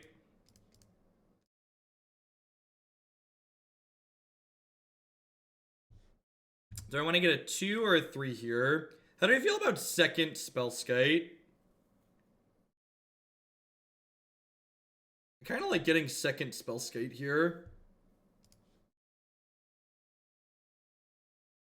And Chalice on 2 instead of 1. Their artifact hate card post-board is generally Destructive Revelry. So I'd like to lock them off of being able to get the access to that. For all college students starting school, Amazon Prime is only $4, $6.49 a month, and comes with all the benefits like subscribing to your favorite streamer. That's awesome. The Spellweaver. Thank you for the 4-month free subscription there. So yeah, so if you're a college student who's currently paying me for a sub, for $1.50 more, you can have Amazon Prime and then Prime sub to me every month.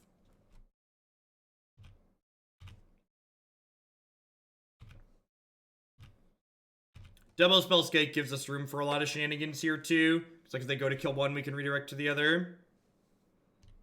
We're all shilling for Bezos all the time. Daddy Bezos pays the bills.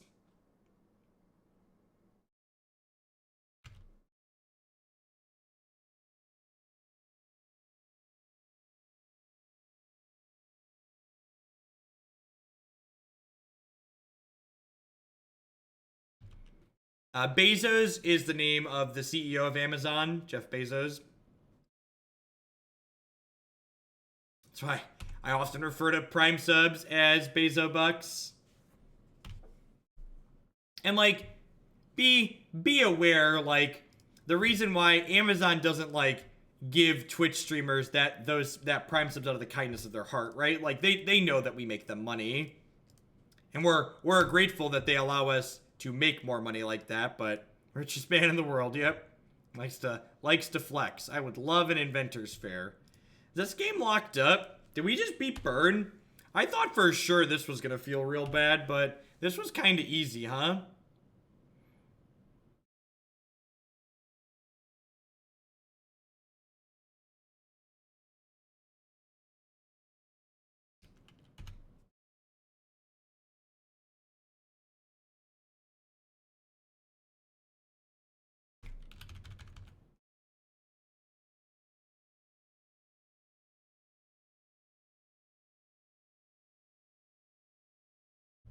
I mean, if we win this match, we're 3-1.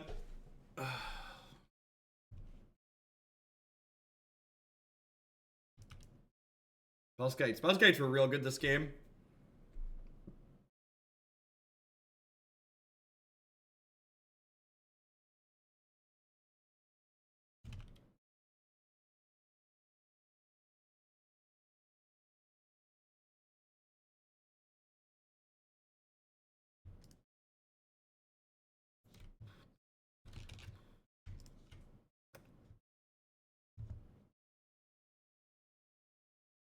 Tap these. Then next turn we'll have infinite mana. And we'll kill them with the Walking Ballista.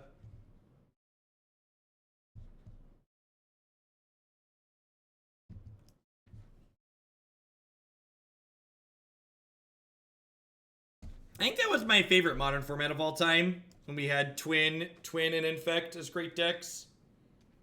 Generate a lot of quality games of Magic. I think Infect is a great deck to have be one of the better combo decks in Modern. Because unlike decks like KCI and even Storm to a degree, Infect has to win with the creature in play. So like all of your Lightning Bolts and your Path to Exiles are meaningful interaction, your discard's meaningful interaction, your counter spells. There's so many interaction points against a deck like Infect that I think it's really healthy when that's one of the combo decks you want to gun for.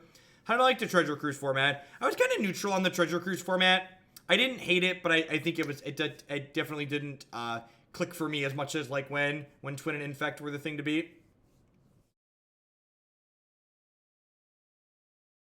Yeah, it's interaction that carries over into other matchups. It's not like I need Stony Silence to beat Infect, you know, I need Alpine Moon and Damping Sphere to beat Tron, etc. Awesome, Basic Potato, congrats. That's a lot of fun. Yeah, Infect's like just okay right now. It's like playable, but not amazing.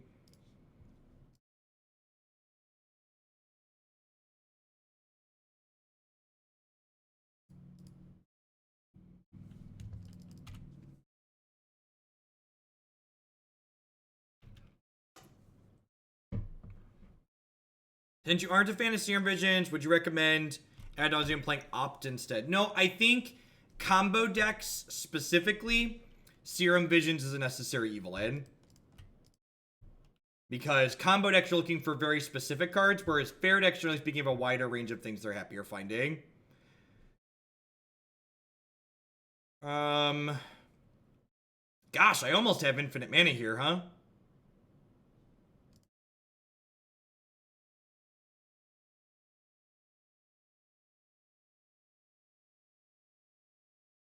Oh, I can use this to mess with Aether Vial, too.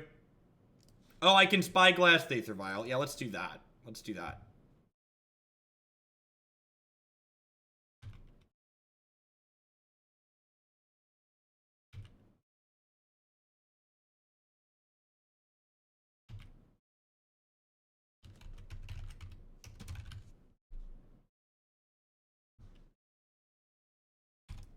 Alright, this is for the 4-1.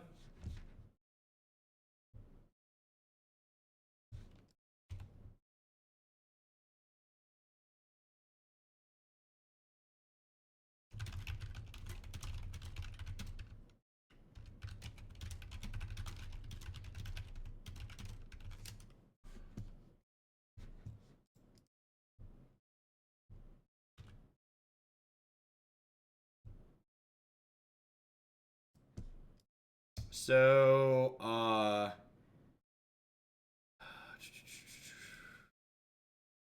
Botanical Sanctum.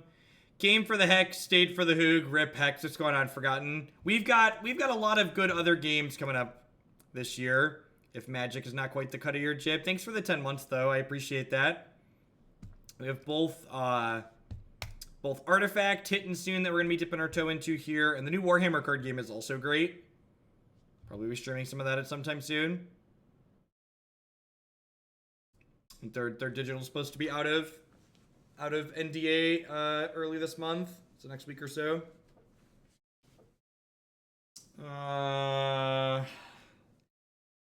There is Stony A Thopta Gifts with the brand new tier 2 sub. I appreciate that. Welcome. My tier 2 subs support me a little bit extra, so as a thank you to them, they get to bump a deck in the queue every single month by 10 points when they re-up at the tier 2 level. So feel free to take a peek at the donation queue and let me know which deck in there you'd like to bump this month. It's Age of Sigmar based for the Warhammer game. They are a Stony Silence deck a lot of the time, right? So I probably want the Beast Within.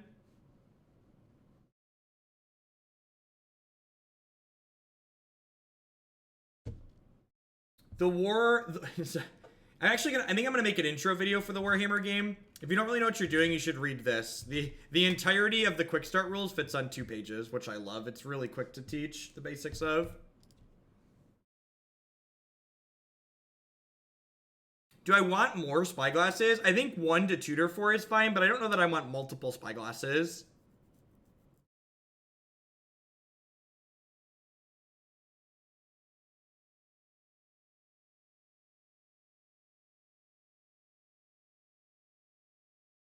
Maybe the Whirs are a little bit of a liability. Although I guess Whir gets through like Spell Queller. It's just like kind of annoying against Mausoleum Wanderer, but that's probably fine. Yeah, I'm gonna run it like this for now. We're up a game. Let's see how this goes.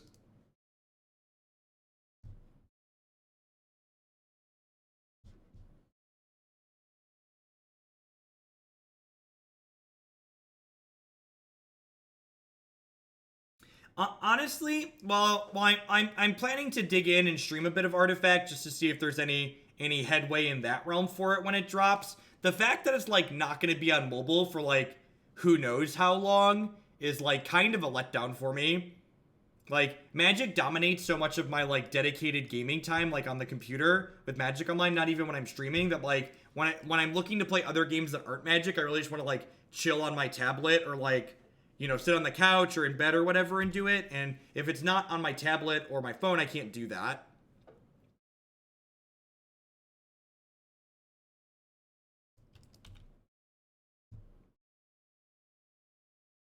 I played a little bit of Warhammer Fantasy like ages ago, like before Age of Sigmar was a thing. I actually have the box of them in my garage.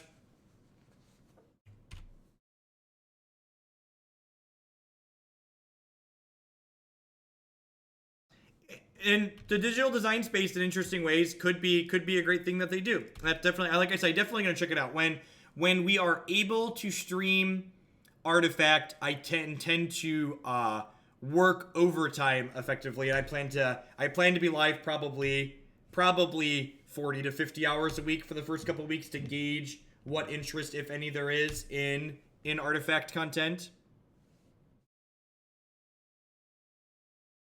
I know everything on this channel is for sale. I'd be interested in selling your old Warhammer models. Yeah, definitely. You should message me in private. I've literally been collecting dust. I will ship them to you for a very reasonable price. I don't even think most of them are painted. Just be aware that they're not for whatever the current Warhammer fantasy is. They're like an old War Beast army or something like that. It is just a genuinely different game for Magic, Bad Tinker. So like Artifact and Hearthstone, while they have a linear mana system, they do use a mana system still. The Warhammer game is just fully uniquely different. You should take a peek at this. Their quick start rules have examples of what the cards look like and explain how all the mechanics work in there. It's a very clean and pretty simple game. The basics are simple, but there's a lot of depth to it still.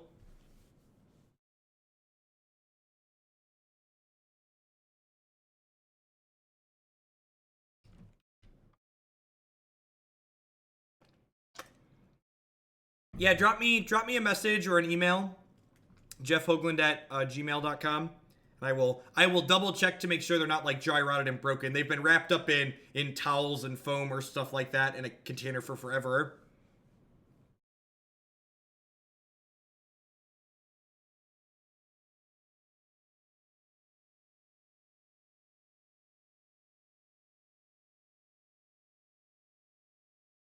You know, we might actually have trouble getting our hand empty this game before we get beat to death by these spirits, depending on what they have. Hopefully they have lords in their hands, so that way they can struggle to attack through some things. We really need to just start drawing like cheap like 1 and 0 mana spells, so that way we can get our hand empty, so we can lock them up under this bridge.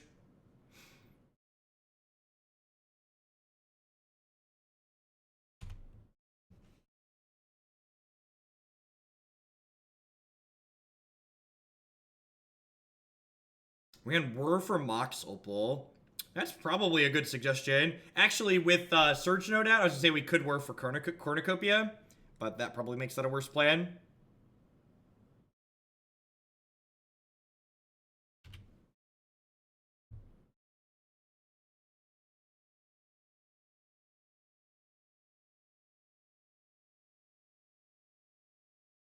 So I can whir for up to 3 here.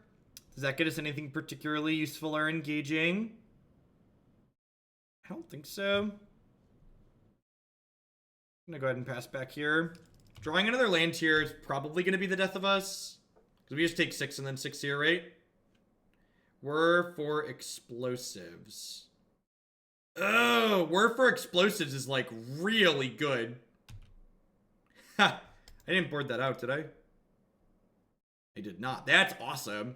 Yeah, so we'll Whir for explosives, Surge Node onto it, and then untap Surge Node onto it, blow it up.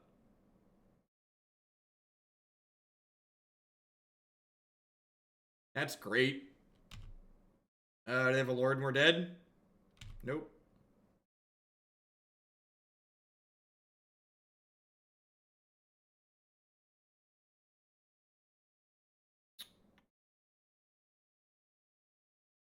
One, 9. This is exactly 12, right? This is exactly 12.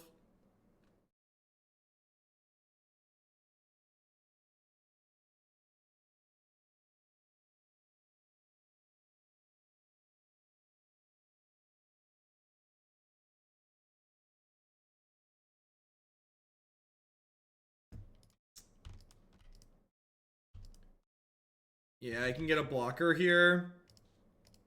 My videos get posted on YouTube after the fact. If you want to watch them before they're posted on YouTube, you have to subscribe to the channel to see past Twitch broadcasts. But otherwise, as soon as I'm done streaming, they'll be available on my YouTube channel.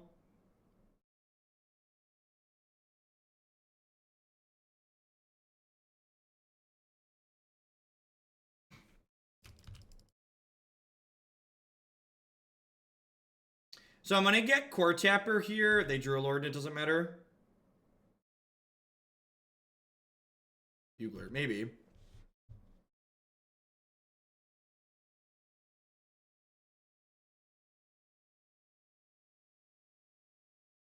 Japs, thanks for the 5 months. I appreciate that. Welcome back. Thank you for the continued support.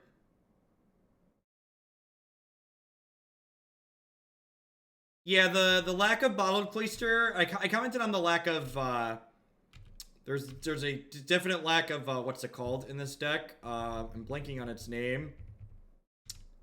We don't have a copy of the Leyline of Sanctity either. Witchbane Orb.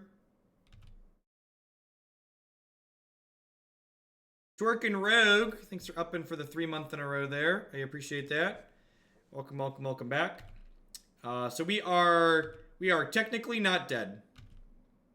This is going to be a really good engineered explosives.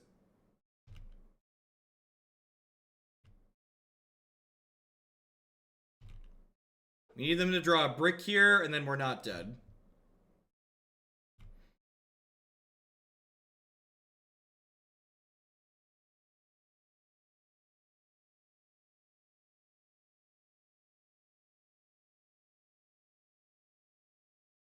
So I get to block the Bugle. I really wish we'd stop drawing lands, by the way. That would be ideal. Then we get to go ahead and whir for engineered explosives. Yeah, I get to tap the Ensnaring Bridge to improvise.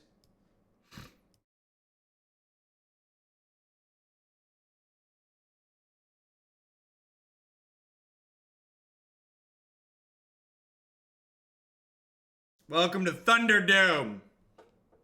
You just tuned into Thunderdome is what you tuned into, JW. Population spirits. Check it, see. Rick it, see.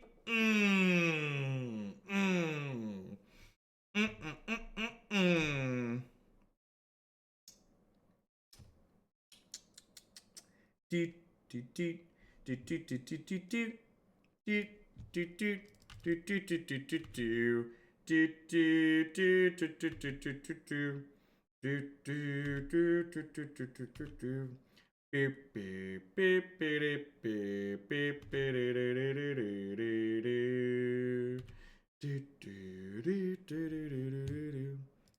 I'd like to beast within my land.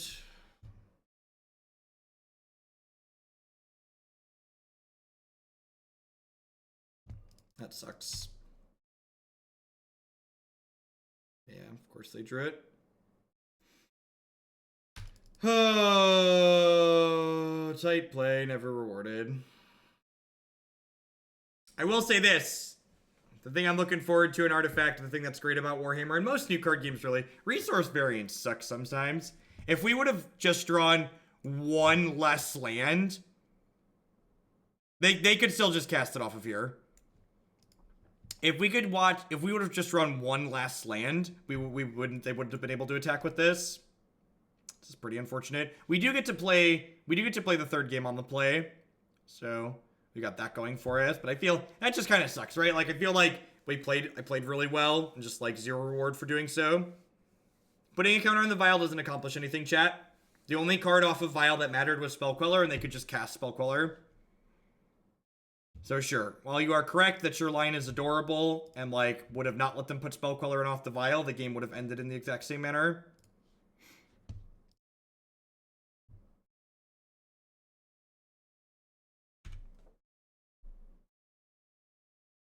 Why not be cute and do it before attackers are declared? I could have done it during the upkeep before they drew a card. No, that guy's a 2/3. I could have done it during the upkeep before they drew a card, but then I would have lost to something like Reflector Mage or something like that that allowed them to interact with my thing at sorcery speed. And maybe it's right to play around Spell Queller because, like, they definitely have 2 Spell Quellers in their deck, and there's, like, there are 4 Spell Quellers there, so, like, no guarantee that they have sorcery speed ways to interact with my things.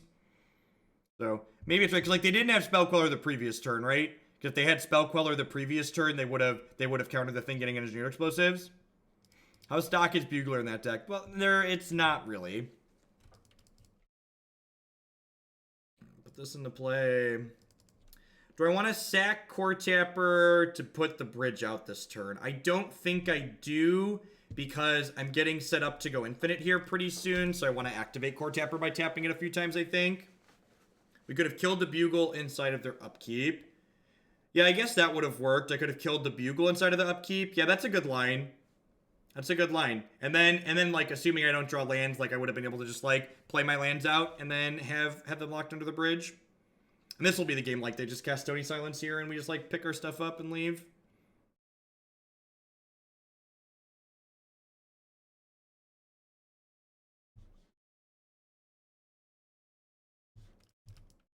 I think that's, honestly, cards like Stony Silence are, like, the biggest liability to playing a deck like this.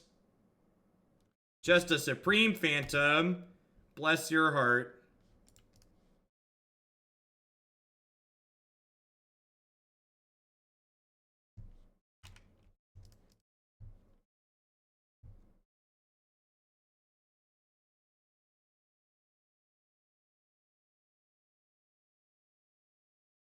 We have 2 copies of Beast Within in our deck, and we have 2 copies of Gear Repair Aether Grade, which can let us kill our opponent through a Stony Silence.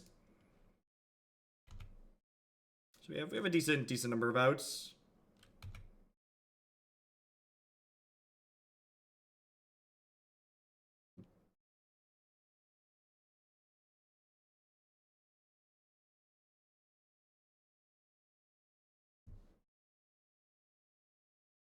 I spy with my little eye a word that begins with Spell Queller.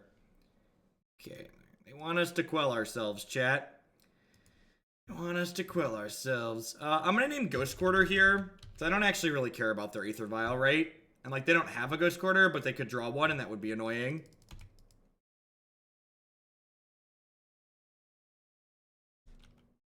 I assume the Grand Prix probably ended recently, since we just got a bump in viewers.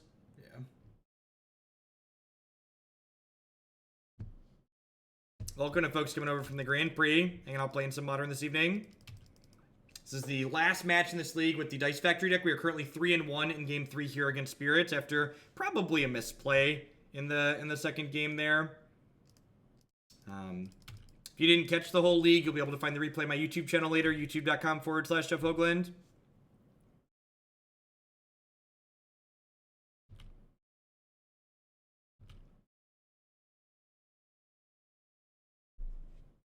All right, so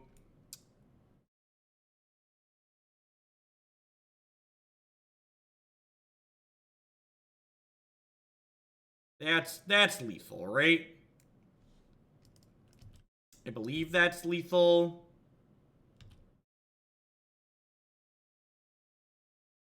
So I get to tap this, add a counter to here. I get to sack it, add 2 counters to here. And then I get to cord for a 4-drop. 3, 2, 3, 4. Yeah, okay. So we should make infinite spirits at the end of turn here. Or infinite snakes. The events that they feed into. So the SCG Tour events is basically a private Magic circuit run by Star City Games, and the Grand Prix circuit is run by Wizards of the Coast and feeds into WotC's Pro Tour. And they have different not only different prize pools, but they feed into different tournaments. When I say infinite stakes, I mean literally infinite. I mean an arbitrarily large number of snakes.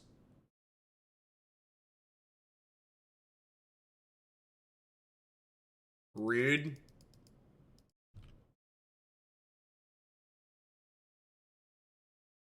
And that's unfortunate, because I can't just Inventors Fair for the card either, because they have another spell color in their hand.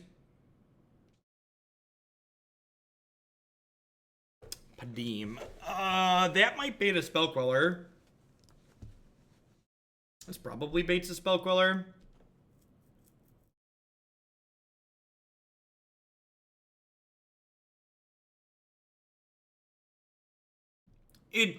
Fair is fair, Animir. The GP coverage has been top notch. The addition of time-shifted feature matches, in my opinion, kind of make their coverage better than, like, as far as, like, not subjective commentary goes, because, like, obviously people have preference on commentators. I'm not going to argue one commentator versus another. But as far as, like, raw coverage quality goes, time-shifted matches make GPs better than opens, in my opinion. There's more actual Magic.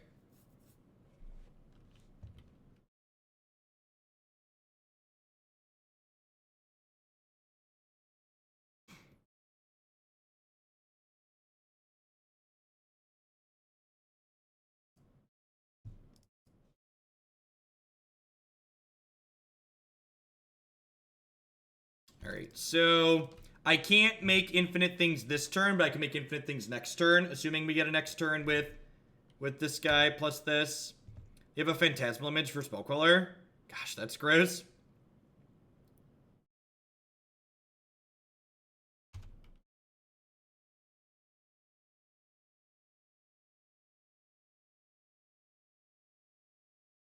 I'm not even talking about, like, specifically, you know, Reed Duke coverage weekend, which was great. It was great to see them innovate and try new things for coverage. I'm just talking about GP coverage in general has been good.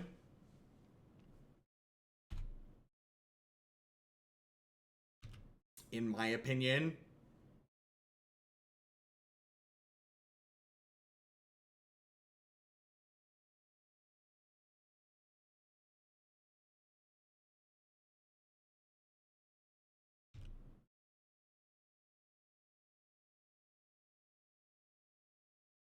Yeah, I agree, Big Eyes.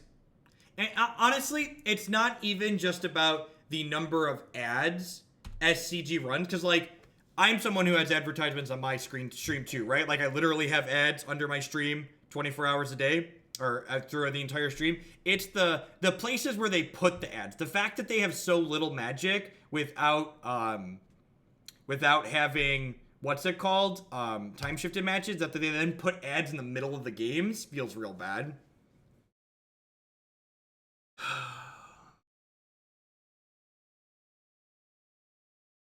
So my 4-drop is under a spell color. Does this Whir of Invention do anything useful for me? I think I'm just getting a Coretapper with it. I think this is actually just getting a Coretapper.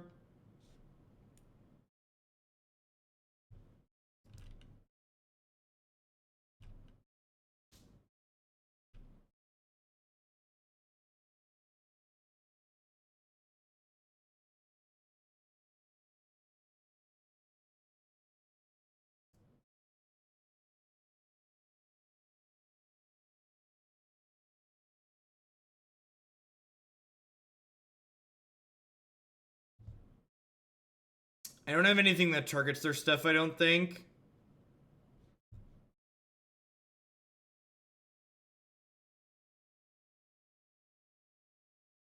Yeah, I'm gonna get Coretapper so that way we can just start like making snakes the honest way. We've actually won making snakes the honest way in more than one game this league.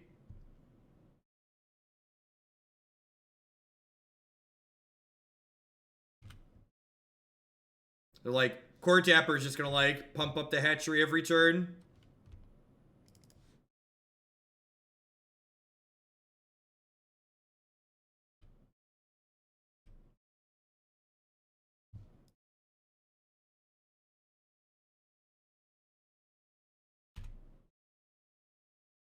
It makes, you tap it with 5 mana, and it makes a snake for every charge counter on it.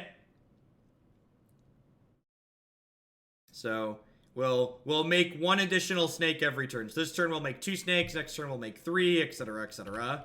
And eventually we'll just, like, draw a card for the turn and, like, attack them for lethal in 1 shot.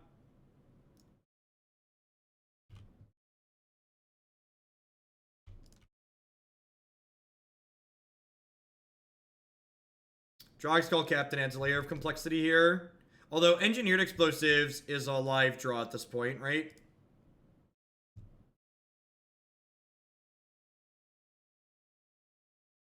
Surge Node's great. Surge Node speeds up our clock. Let's just put 2 counters a turn on this thing for the next few turns.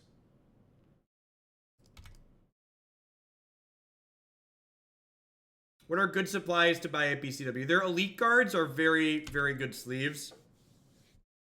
Like, what you would expect from, you know, a sleeve pack like Dragon Shield or any other premium sleeve brand like that, but they're at a better price point too. I think their normal price is like $650 for 80, as opposed to like 10 or 12 bucks for 80 to 100.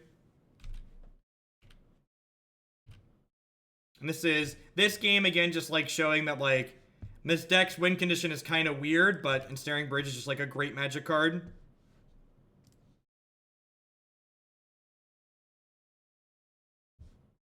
Yeah, the professor actually did review their sleeves. He gave them the elite guards a B, I believe. Which, looking at what he gave other sleeves, that seemed pretty reasonable.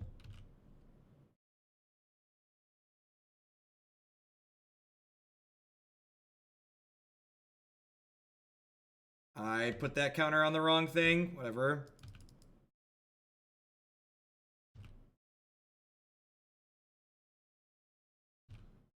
All I know is I am someone who is extremely aggressive when I shuffle, and they gave me a pack of their sleeves at Gen Con, and I played with them for an entire afternoon, and they were still usable after several hours, which I cannot say for many sleeves that I have purchased in the past.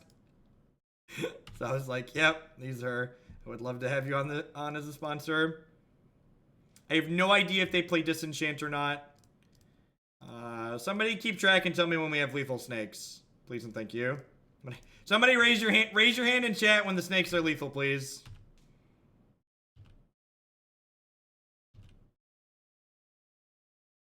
Power, thank you for the brand new Twitch Prime support. I appreciate that. Welcome, welcome, welcome. You have lethal snakes. Wait, I wasn't counting. Sounds like Twitch chats. They have 4, 5, 6, 7, 8, 9, 10 guys. And I've got 3, 4, 5, 6, 7, 8, 9, 10, 11, 12. If only I was using some kind of machine that could count these things for me. If only I had some kind of machine that could count these things up for me automatically. I think we're lethal next turn, right? Next turn's probably lethal. Beast Within. That doesn't really accomplish anything at this point.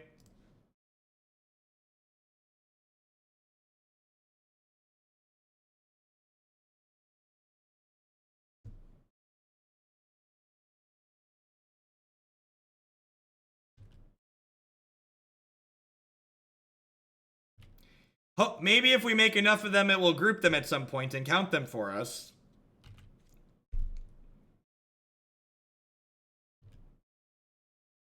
I can't Beast the Queller. It's hexproof from the Drugstore Captain.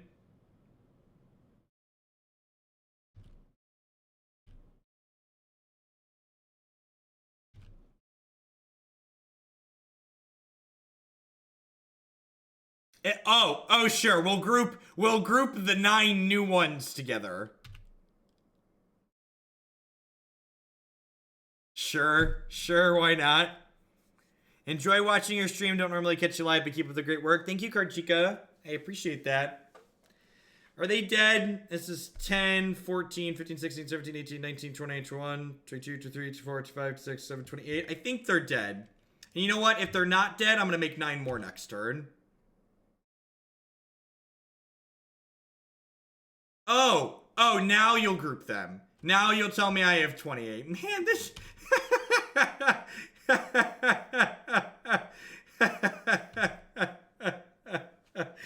Oh, Magic the Gathering.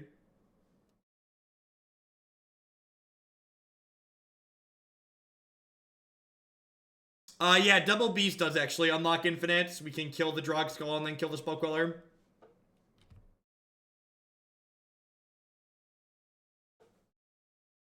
Alright, sweet. We hit, it's funny because it's sad. We hit the 4-1.